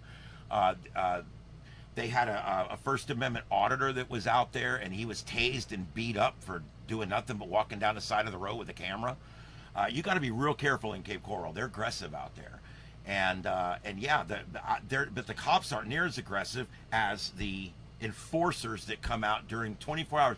I used to drive a car that went out and scanned at night for a private company. And I used to drive all the streets at night, grid scanning, up and down streets at night. And literally. And let me tell you something. I ran into that Cape Coral prick. I would run into 2 of them sometimes in the same night. They're out in these plain white pickup trucks. And they just park right in front of your house with the parking lights on. They get out, they go measure your grass, they walk around the side, they check your water system, they walk over here, they check this, they make sure you have a permit for that fence in the backyard, and they work neighborhoods at night fining people. Yeah, I would never live in a place like that. My county doesn't do that. If my county gets a complaint about me, they will come out and investigate, and they have been very reasonable with my neighbors and with us. And I have no complaints about Lee County. None. But Cape Coral, forget it. I would never live anywhere near that city. And by the way, you're going to pay 10% or more what you make. 10% more living in that city than you paid if you don't live in the city of what you make. Now, I want you to think you're going to give up 5 or 10% more of what you make so that you can live in a city that has more rules that you have to follow, and guys driving around day and night in pickup trucks trying to catch your grass too long. Who would live in a place like this? And then they move into a city, into a homeowners association. And I'll give you one more that's even crazier. We've got one here that has a master association and 17 smaller associations within the master association. Those people literally have 6 or 7 layers of government over their head, and every one of them exacts a price on them in taxes. Every one of them. What the hell is wrong with people?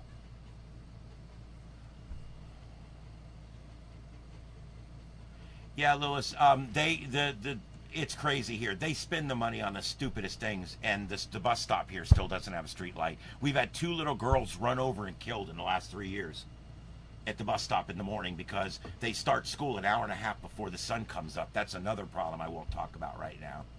They start schools here at 7 o'clock in the morning, which means that these kids and they bust them all the way across the county because we have this stupid choice thing going on. It's crazy. There's a lot of weird stuff our government does, and most people don't, you don't pay attention to it. Most people will pull up... Kiss! The girls. She's all rubbing on his thigh. We got a 3-way going with one. Oh, a there 3 we and go. 1. Okay, make it a 2 and 3.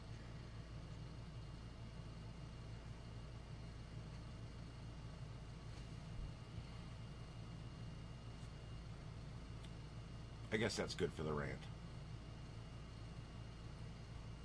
Now they're going to dance. I don't know. Oh, go in the bathroom together. Oh, I thought they were going to the bathroom together. Hell's bells. And it wouldn't be anything if it wasn't another alive chase going on. And, Oh, he done gave up. yeah, he's given up. It looks like they got this guy. They got him all boxed in. You ever wonder why the cops are chasing your car that someone else is stolen from you? And the cops spend the next 30 minutes destroying your car with stop sticks, hitting it, smashing it, pit maneuvering it up against the side. That shit belongs to you. Why would they not just turn the lights off and back off and let the chopper follow him until he parks the car? Then you get your car back undamaged. You know why? Because they don't give a fuck about your car, dude. It's the thrill of the hunt, baby. It's the thrill of the pursuit. They don't give a fuck about your car. It's okay. That's what you guys like to do. It's that whole animal instinct. Rabbit, dog, cat, whatever. Whoa, hey, she's got her boots on. Those boots are made for fucking walking right there now. Holy shit. But I walk all over you. There we go. There went her Saturday night. And this is another thing. You're a passenger in a car and the driver goes crazy and starts running from the police. They're going to beat you up when they catch you. Even though you're a passenger in the car, you still get ass whooping. It still happens. You end up getting your ass beat. If she was a man, she would be getting beat right now. They're investigating. Yeah, they'll investigate after the beating. Okay, see, she's the passenger in the car. Why is she being handcuffed? You don't know. I don't know. Hell, I don't know. Yeah. I got better things to do with Saturday night. This always happens, guys. It always happens. They always go. Oh, yeah. And they arrest everybody involved, and you'll sit there for 2 hours in handcuffs, and then they'll let you out. And you'll say, well, why did you do all this? We were investigating. Now, back to blue until it happens to you. Sorry, but that's the way it is. I'm going to go check on Peanut. All right, I'm going to be here.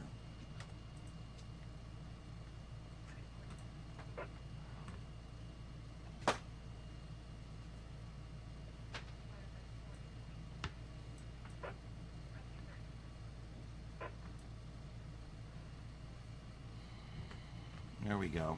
Yeah, and they're just showing that again. I don't know why they're showing it over and over again, but whatever. Look at her. That's why. The boots are epic. I mean, literally, the boots are epic. I mean, come on. You keep him distracted with the pretty while you're over there beating his ass. I shall return, maybe. What are they all looking at in here? I think Trump boobies left. Oh, no. All right, and we are, guys, we're going to stay live for a little while longer. If you guys are up to it, we'll stay live for a little while longer.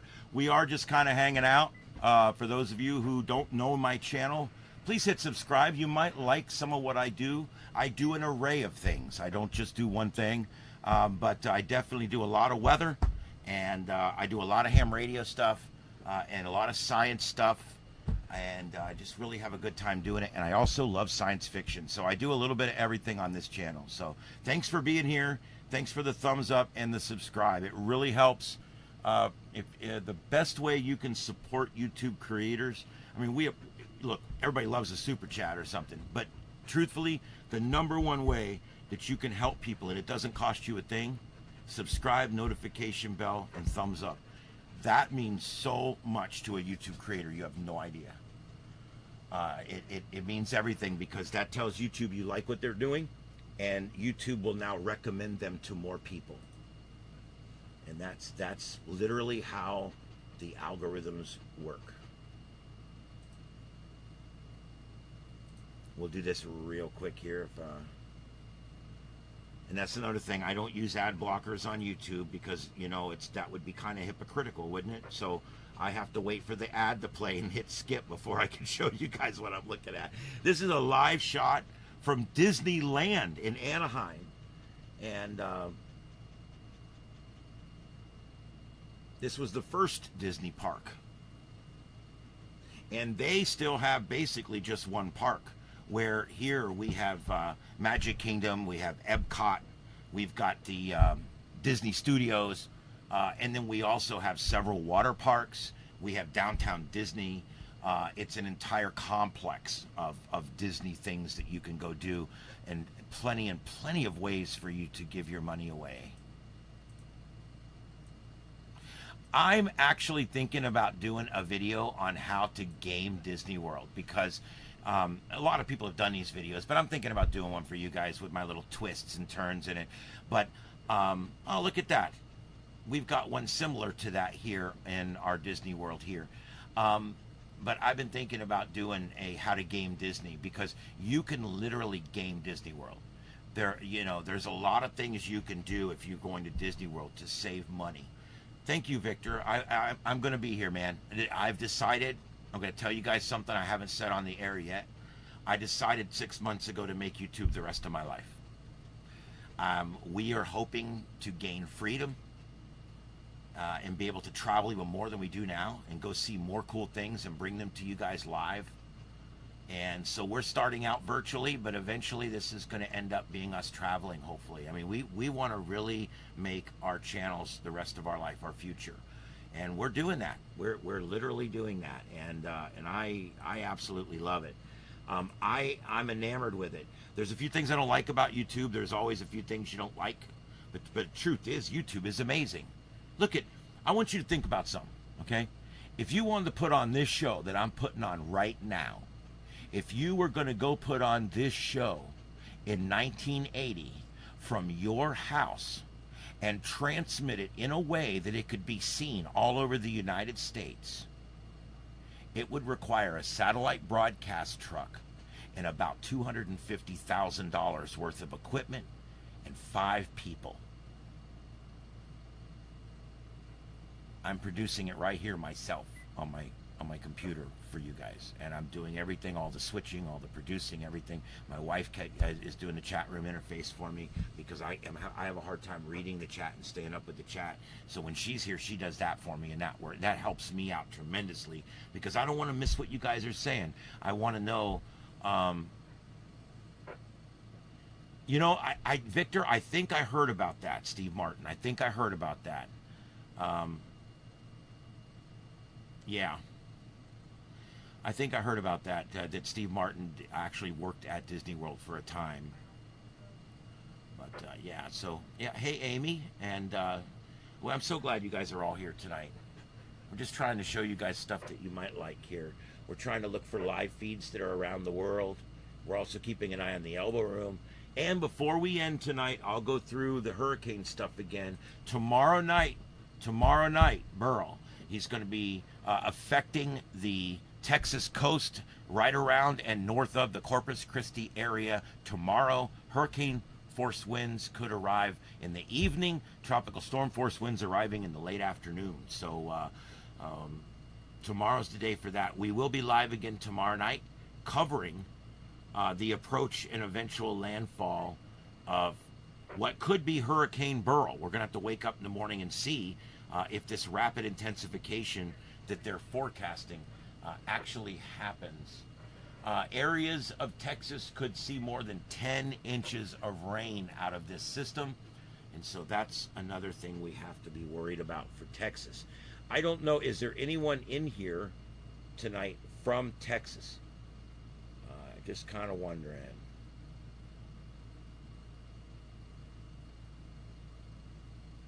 No, we've got a couple of cam providers that give us a hard time, so I try to skip them.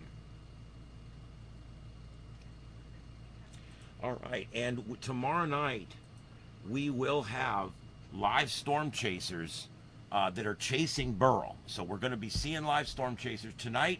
We were watching one guy out earlier, but there's just there's not a lot of tornadoes or anything, and the hurricane's not hitting yet. So, but we've got live shot here. This is one of the one of the storm you can tell I did ghost hunting for a while. One of the storm chasing people, storm chasers. Here he is. He's on the way down to Corpus Christi right now, so he can get down there on the right side of that storm. And get there and experience some of the worst weather that they're going to get. He'll probably, because this is a lower category storm, he'll probably try to get right down to the beach. The best place to park your car during a hurricane, if you're wanting to watch it, like a Cat 1 or a Cat 2, something not that serious, parking garage. Park up on the top floor, great place to watch a hurricane, and most of the debris doesn't fly that high. Let's see here.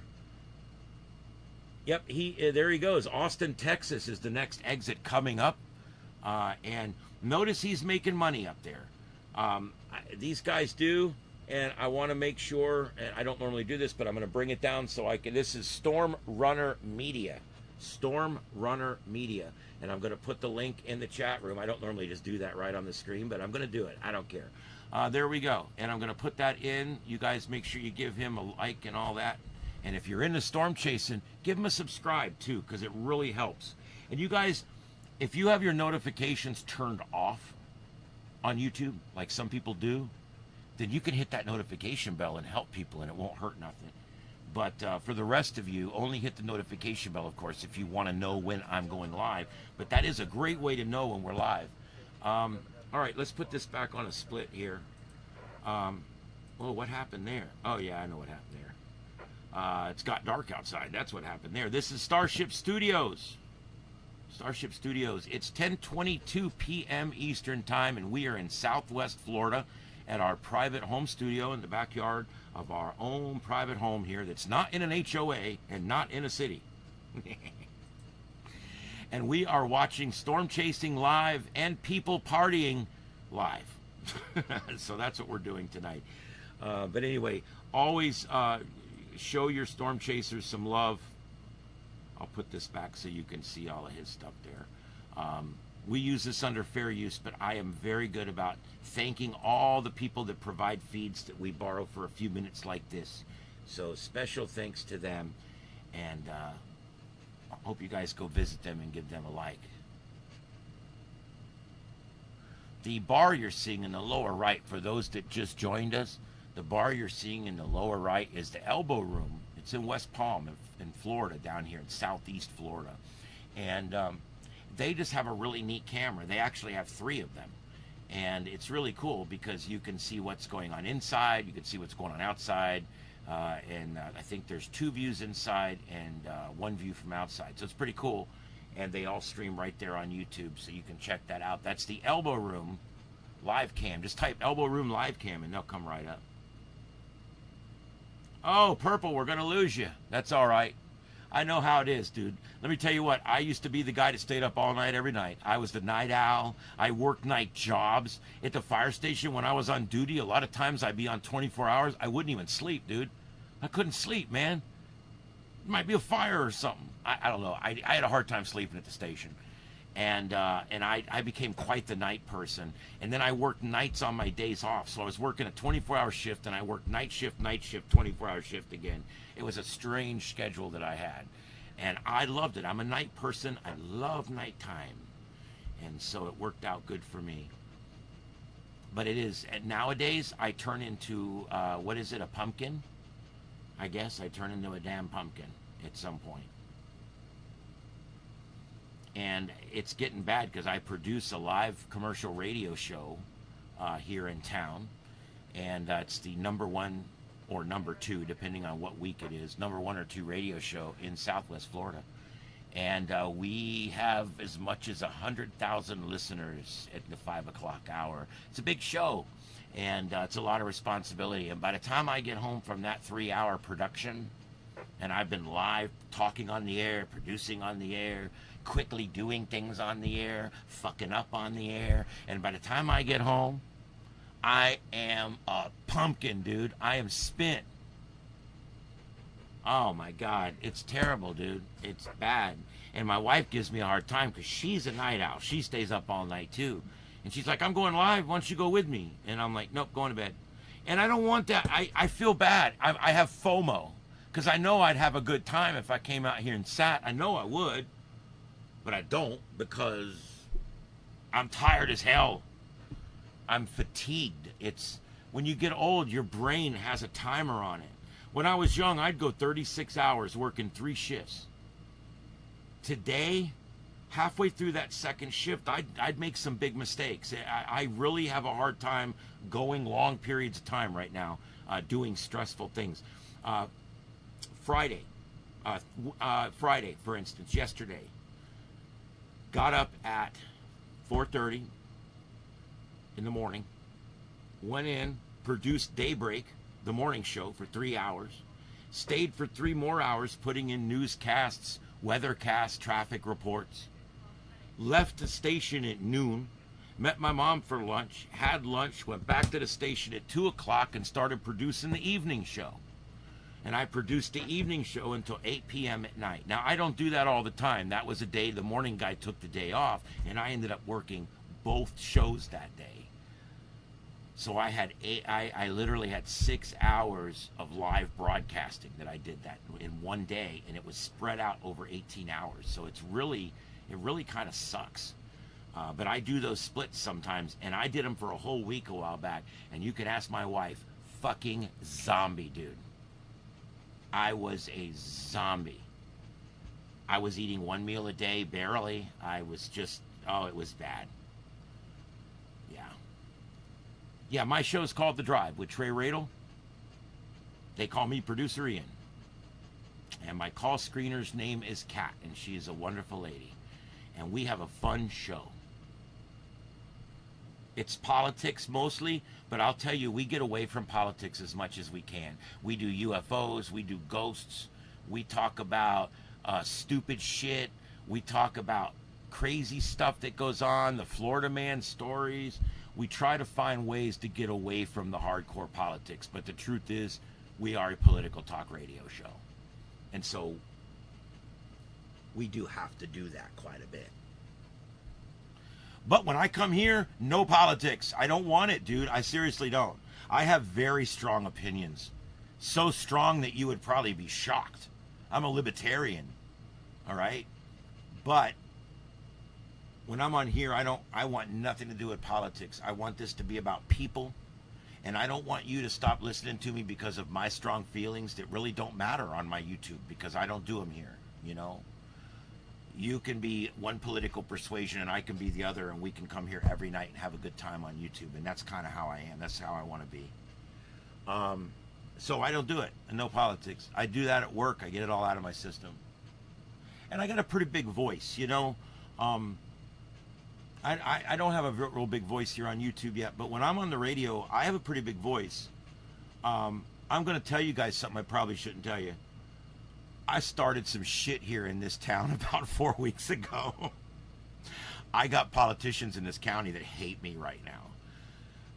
This county used COVID money, and I'm not going to say anything more about that, but they used money that was allocated under one of those big COVID bills to put walkways in on bridges. And they come down here and they've closed down the biggest bridge in our county for 12 weeks so they can shrink the lanes down by 2 feet each and put in a pedestrian lane that less than 100 people a day are going to use. And they're inconveniencing 50,000 people a day to do it. There's a video on my channel that talks about this whole thing with graphics and everything. And I did a video on here. I filled it on the morning show that morning. I sent the video to both my morning host and my afternoon host and my boss. And I said, we got to do this. It's bullshit. And they all three agreed. I walked in that morning and they're like, we're doing this. This is our topic today. Most of the show, we're hitting this hard. This is bullshit. They're wasting $25 million to shrink our lanes to put a bicycle path over a bridge. It's 2 miles from one end of this bike path to the other. How many people are, and it goes up 2,000 feet or something. How many people are going to use this bike path? Okay. We asked them, did you do a study to see how many people needed this bike path? No, they didn't do a study. Anytime the government doesn't do a study, they don't do a study because they know it's not going to come out good. They don't do the study because they know it's going to be bad. So they don't do it. And then they just say, oh, well, a lot of people are going to use it. It's going to be great. It's going to be awesome. Horse shit. All right? It's horse shit. They've built this monstrosity on a bridge that was perfectly fine. There was nothing wrong with this bridge. It's been there since 4 years before I was born. I came home from the hospital on this bridge. And they're up there scraping all the shit off of it to build pedestrian lanes that we don't need. 8-foot wide pedestrian lanes while they shrink down our driving lanes by 2 feet each lane. What in the hell is wrong with these people? So anyway, I went in and they let me rant about it on the air. And I went in there and just went, oh my God, this bridge is bullshit. And then they're shutting it down for 12 weeks. Traffic's backed up. I don't even use that bridge to go to work. It takes me now 40 minutes to get to work. It took me 15 minutes to get to work before. This is bullshit, right? And it's all to put a pedestrian lane on a bridge that doesn't need it. There's another bridge less than 1 mile away that has a huge pedestrian lane on both bridges. One of them is completely protected. Okay? So there was never a reason for any of this. And there we go. I should probably stop.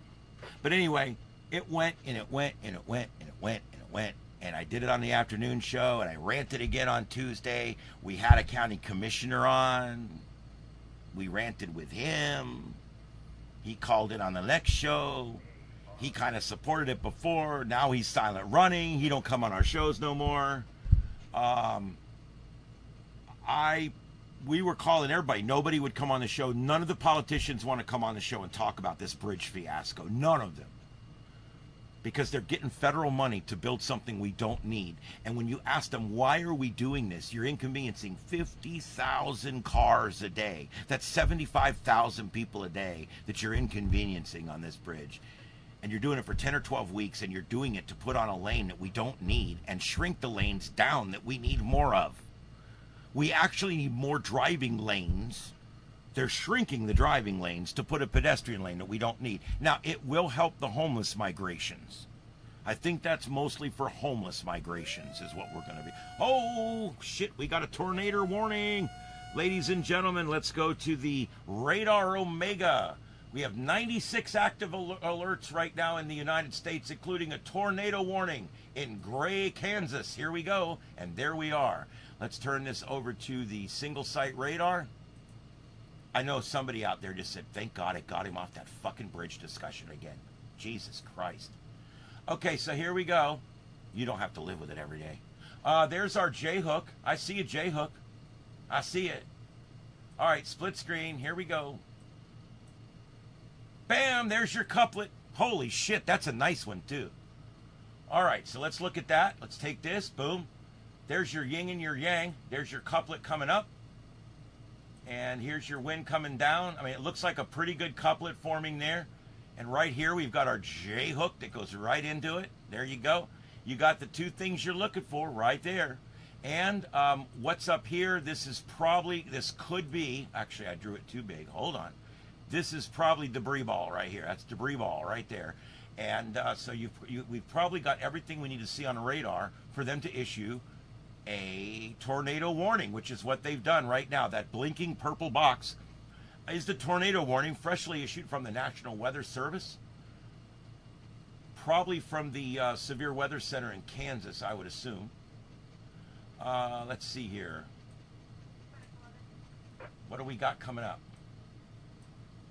Looks like we're coming out of the radar site in Dodge City. This storm is moving faster than that, probably about 30 miles an hour. It always underestimates.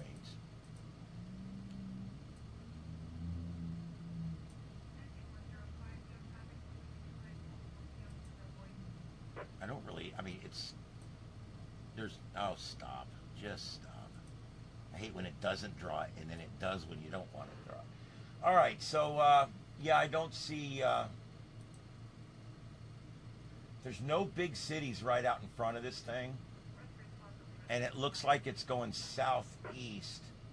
It's probably going to track south of Dodge City in US 50. I kind of see it staying south of US 50. Let's take a look at this.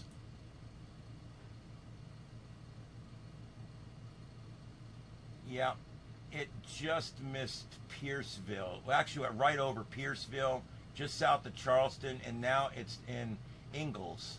It's just south of Ingalls right now, but it looks like it's going to keep running just south of US 50 and probably stay south of Dodge City. Hopefully it will stay out of the more populated areas, but we're going to keep an eye on this. We'll go back to the multi-coverage, but we're going to keep an eye on this in the upper one. I'm going to keep it on split screen, and I'm going to put it on the current view, which is right there. You can see what's going on. This will update. We get a new radar scan every several minutes.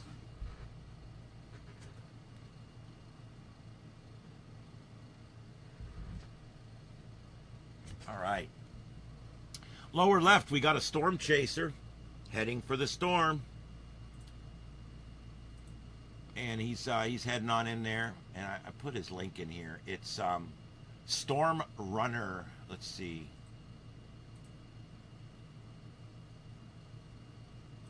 Storm Runner Media, guys. It's Storm Runner Media. I've got him in here. I'm going to put a link in again. Please give him a subscribe. Please give him a thumbs up. He's providing a little bit of coverage for us tonight here on our multi-screen coverage. So we want to show him some love. We are live tonight. I don't know where my co-pilot went. I'm still looking for her. But she'll be back. No big deal. This is Starship Studios. We are in Southwest Florida. The lower view there is a live view from our tower cam looking northwest. We had a thunderstorm up there earlier, but it has since dissipated. So, let's see what else we've got here. Tonight we are also covering a hurricane. I'm not going to go through this too much because most of you have been in here most of the night, but I do want to show you guys where we're at right now and see if the latest advisory has come in. Let's see here. What time is it? 10:38. We're waiting for the 11 o'clock advisory, which is going to be called the 10 p.m. CDT advisory. That should be advisory 34. What you're looking at here is advisory 33 alpha, which is an intermediate advisory that came out at 7 p.m. Central Daylight Time. And at that time, maximum sustained winds were still at 60 miles an hour. No reduction showing so far in wind speed. Movement northwest at 13, basically towards Corpus Christi, Texas. Expected to arrive. Tropical storm force winds arriving mid-afternoon tomorrow. Hurricane force winds possible tomorrow overnight with landfall right after midnight is what they're looking at. Actually, they've moved it back a little bit. Looked like landfall probably around 3 or 4 in the morning. You can see that they're still showing it as a hurricane sitting offshore at 1 a.m. Monday. It's 1 a.m. Monday. So that kind of gives you the timeline of what we're looking at for tropical storm and forecast to be Hurricane Beryl. And they're looking for a lot of rain. Lots of rain up there. So we're going to be catching all that. And we're watching this tornado up here on the upper left. We've got a tornado. We're not sure if it's on the ground. Let me see if they're reporting. It is a radar indicated tornado with hail possibly up to 1.75 inches. That's golf ball size. Why do they put golf ball size when 1.75 inches is actually quite a bit bigger? That's a little bigger than a golf ball, but whatever. Golf ball size hail.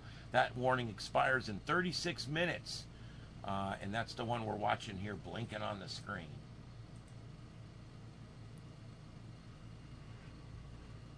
We've got a good J hook here. Oh my Lord, look at that. I'm looking at this. We could have multiple vortices on this one.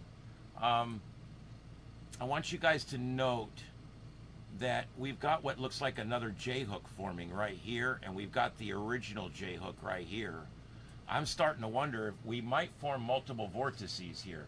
There may be one down in this area and another one up in this area. So there could be multiple vortices on this one.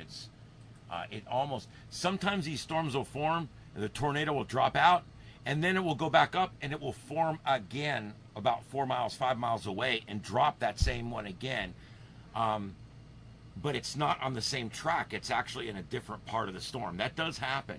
They literally will pick up, and you never know when it's going to come back down again. It's not even the same tornado. It's just the same supercell, and it'll drop another tornado down on top of you there. So,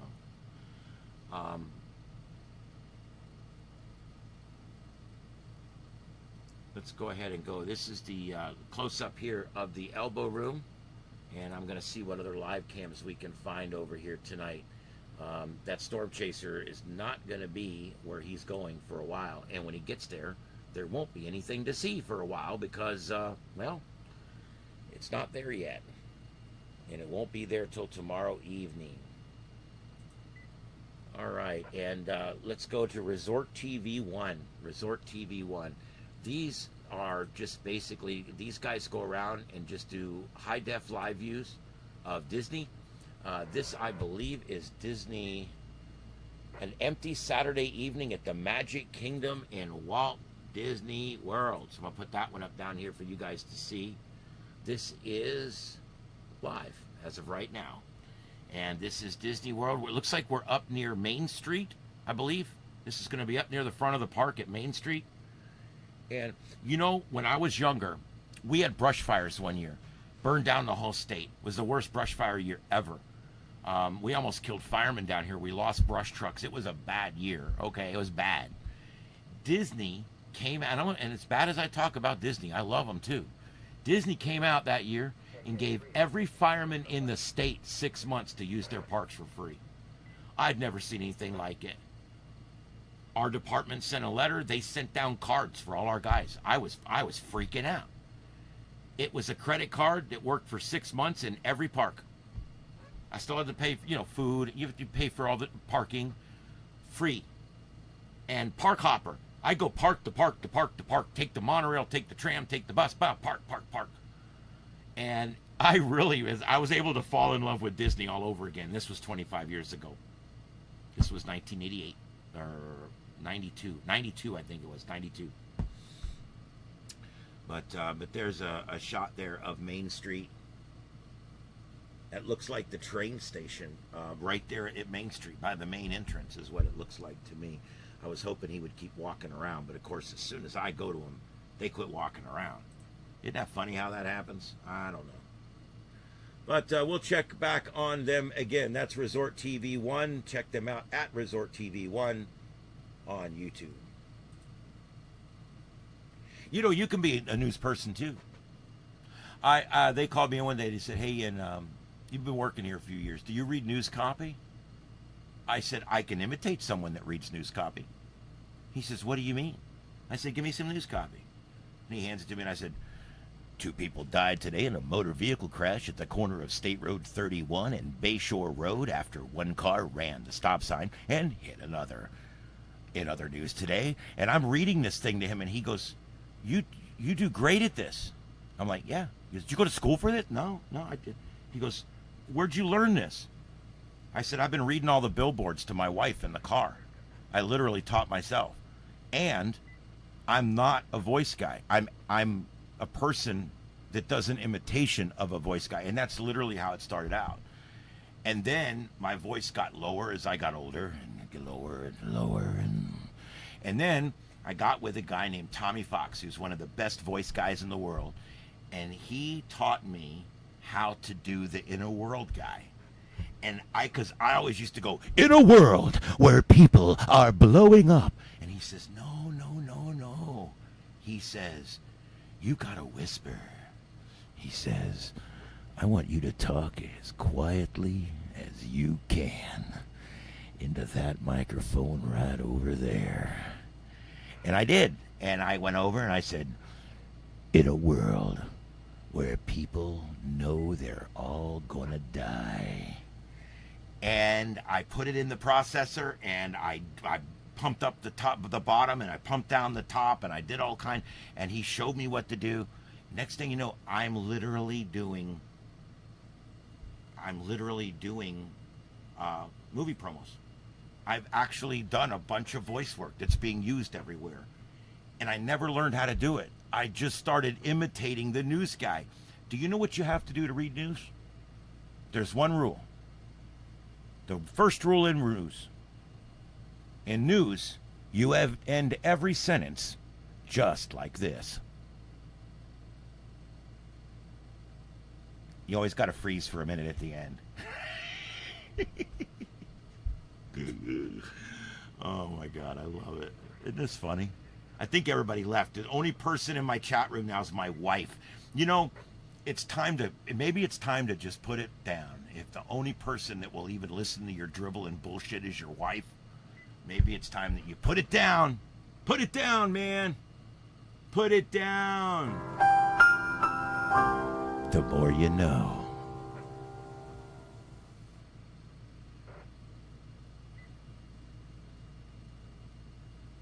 Live, asteroid a prophet.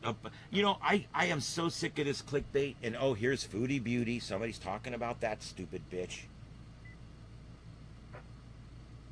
Did I ever mention I don't much like her?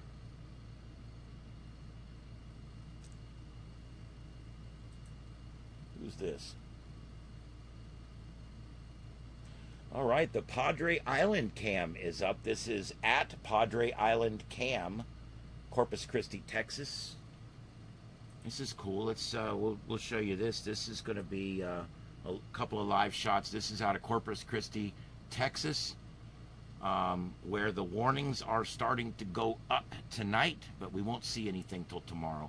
Probably shitty weather will start coming in tomorrow after lunch, with your first squall lines arriving.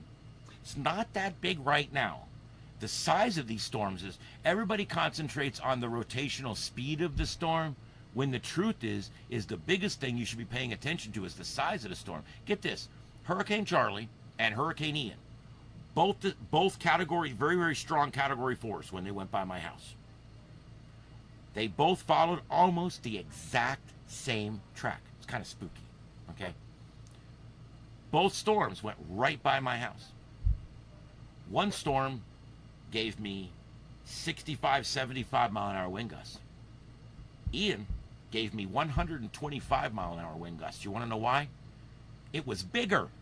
It followed the same path and it was the same speed.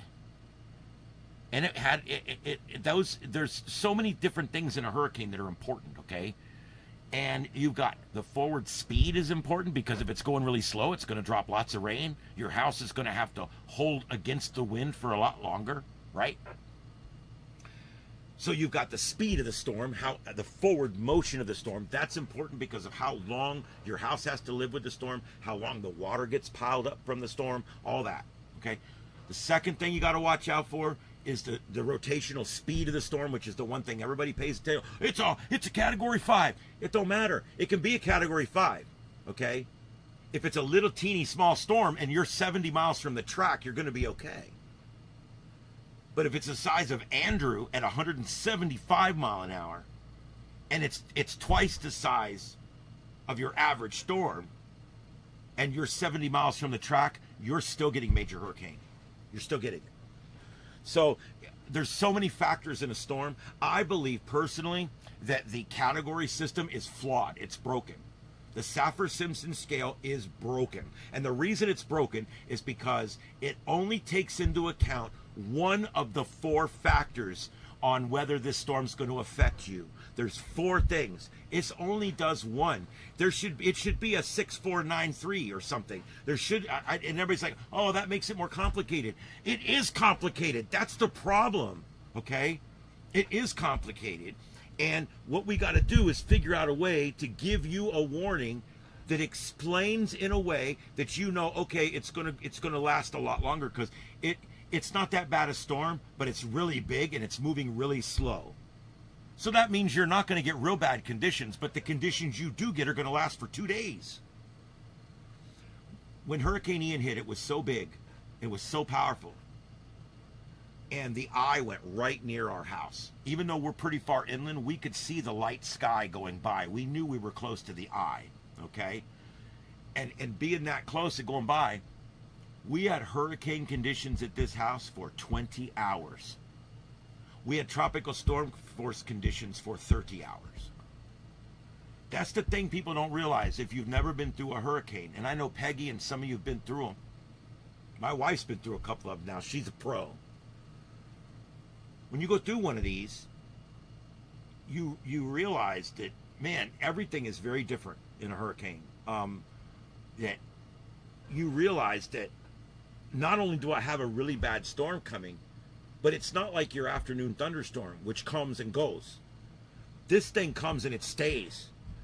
There's been examples like Hurricane Donna in 1960, which struck South and Central Florida really bad.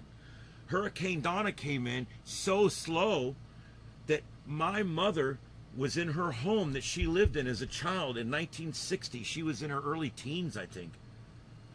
She rode out that storm. They rode out the first half of the storm in one house because it was on the one side of these big trees. And then in the eye, they moved to the other family home on the other side of the big trees because they were afraid those big trees would come down. They had hurricane force winds for 26, 27 hours for Donna.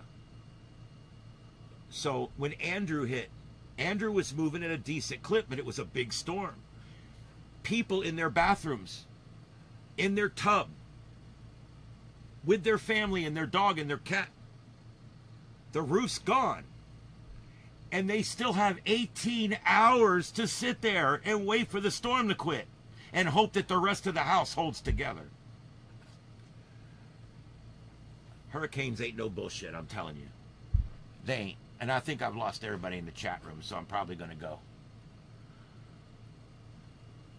I hope you guys enjoyed the coverage tonight. It's we will be back tomorrow for sure. If you guys are still here, whoever's still here, maybe my chat room's not scrolling. Hold on. No, wait a minute. My chat room wasn't scrolling, guys. I'm so sorry. See, I'm no good at this. All right. Yeah, it was. They had to move because there was these big Australian pines. I don't know if anybody out there is familiar with Australian pines, but they grow very tall and they have very shallow root systems, and they topple. The whole bunch of them will just topple, and that's what they were worried about. So when the eye came, they had about 25 or 30 minutes of clear, and they were able to relocate to the other house. So it was good. Sorry guys, it wasn't scrolling, and I didn't see you guys were on there. So I do see Purple, and you guys are all still out there.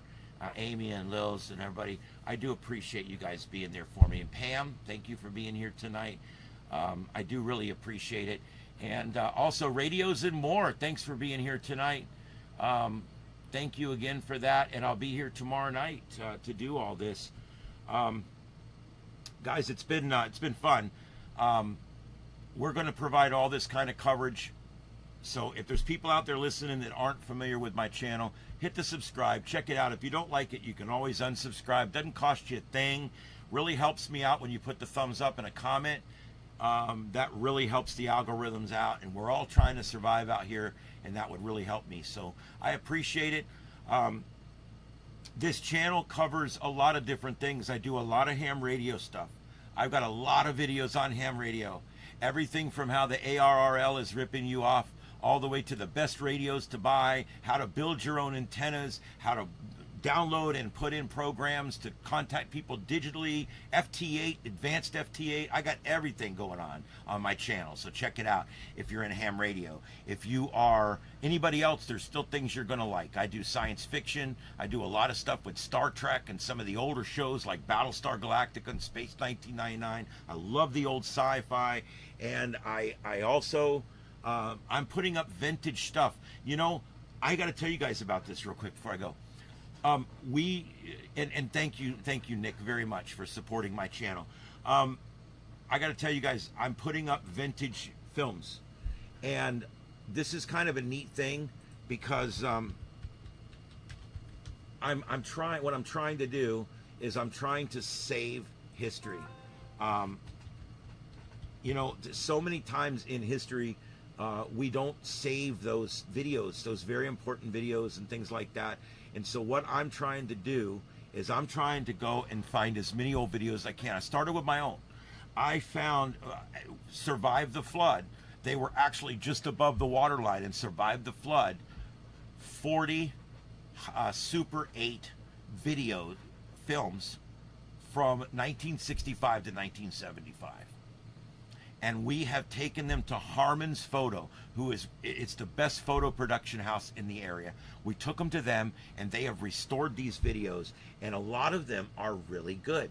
They really came out really nice, and some of them maybe not as much, but I put them up anyway because I feel that it's important that we save as much of the past as we possibly can. And this is one of the videos here. We have to try to save the past. You know, everything we do now is on video. They'll be able to look back and see everything that happened in 2020, 2022, 2023. But how much of this footage do we have? This happened in 1973 at the Magic Kingdom. That's the haunted house in 1973. My family took this. My mom took this video. And I wanted to share it with the world. I think yeah, it's crappy B-roll. But you know what? If I don't share this, it's gone forever. Now it's there. We've saved it. And this will always be there for posterity, hopefully. There's the big steamboat. By the way, that exhibit's gone. There's the castle. I got Daytona Bike Week. I got Daytona races. I have Carlsbad Caverns, the Grand Canyon. I've been restoring these videos. This film was from 1973, and I think it came out pretty good. These films have been sitting in a box. They were mildewed. Like I said, it flooded right up to the bottom of the box. And this is what we've got.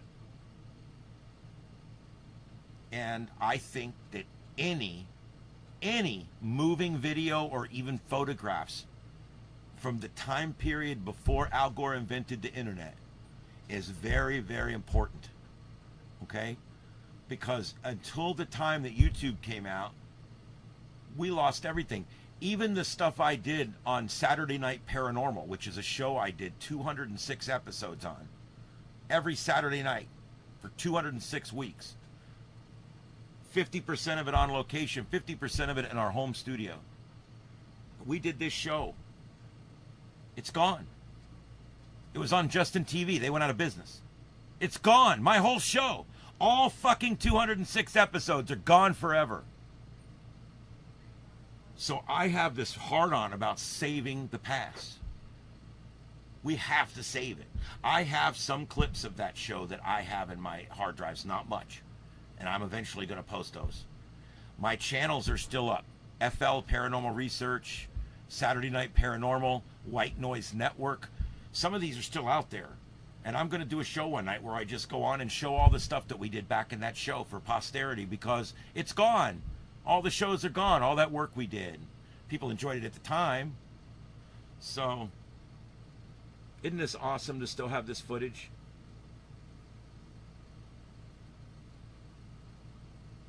I don't know, guys. It's important. I really do. I really think it's important that we try to save the past, man. If you guys have got old Super 8 video or even VHS tapes of family, VHS tapes of places, VHS tapes or films of events, let's get them on here. If you send them to me, I can't pay to convert your films. I can't do that. Those cost money. It's $5 or $10 a little film. We paid $600 or $700 to get all this done. But if you have a video, an old video, a vintage video, get with me. I will put it up. If it's yours and there's no licensing on it or anything, I will put it up on my channel so that it can be preserved forever. I really believe that's important. I really, really believe that's important. All right, guys, it's been fun. It's been real, and I am tired. I'm going to bed. It's 11 o'clock Eastern time right here in the Starship Studios. My name's Ian. I've been here with my co-host, Carlotta Alata. She's invisible a lot of times, but no, she's gone in. She's our grandchild's here, so there's more important things, truly. And she's in there spending some time with him, and that's cool. So I'm going to go in there and do that myself. And if you guys want to check out the Elbow Room, just search them on YouTube, man. They're a great place. We've been to the bar. We love the place, and they're right here on YouTube at Elbow Room, whatever it is. I don't know. Let me see if I can get it, because I really like to put all my links in here for my people that provide stuff to us. We use it under fair use, but I do think it's important. So there you go. It's at ELBO Room, at Elbow Room, at YouTube. And they got 3 of those cameras. All right, guys, I'm going to go ahead and go. We're going to get out of here. We're going to catch you later. So you guys have a good one, and we will see you on the next adventure. My name's Ian. This is Starship Adventures, and we've been broadcasting live from Southwest Florida all over the world on YouTube, the largest video platform in the world. We'll see you guys next time right here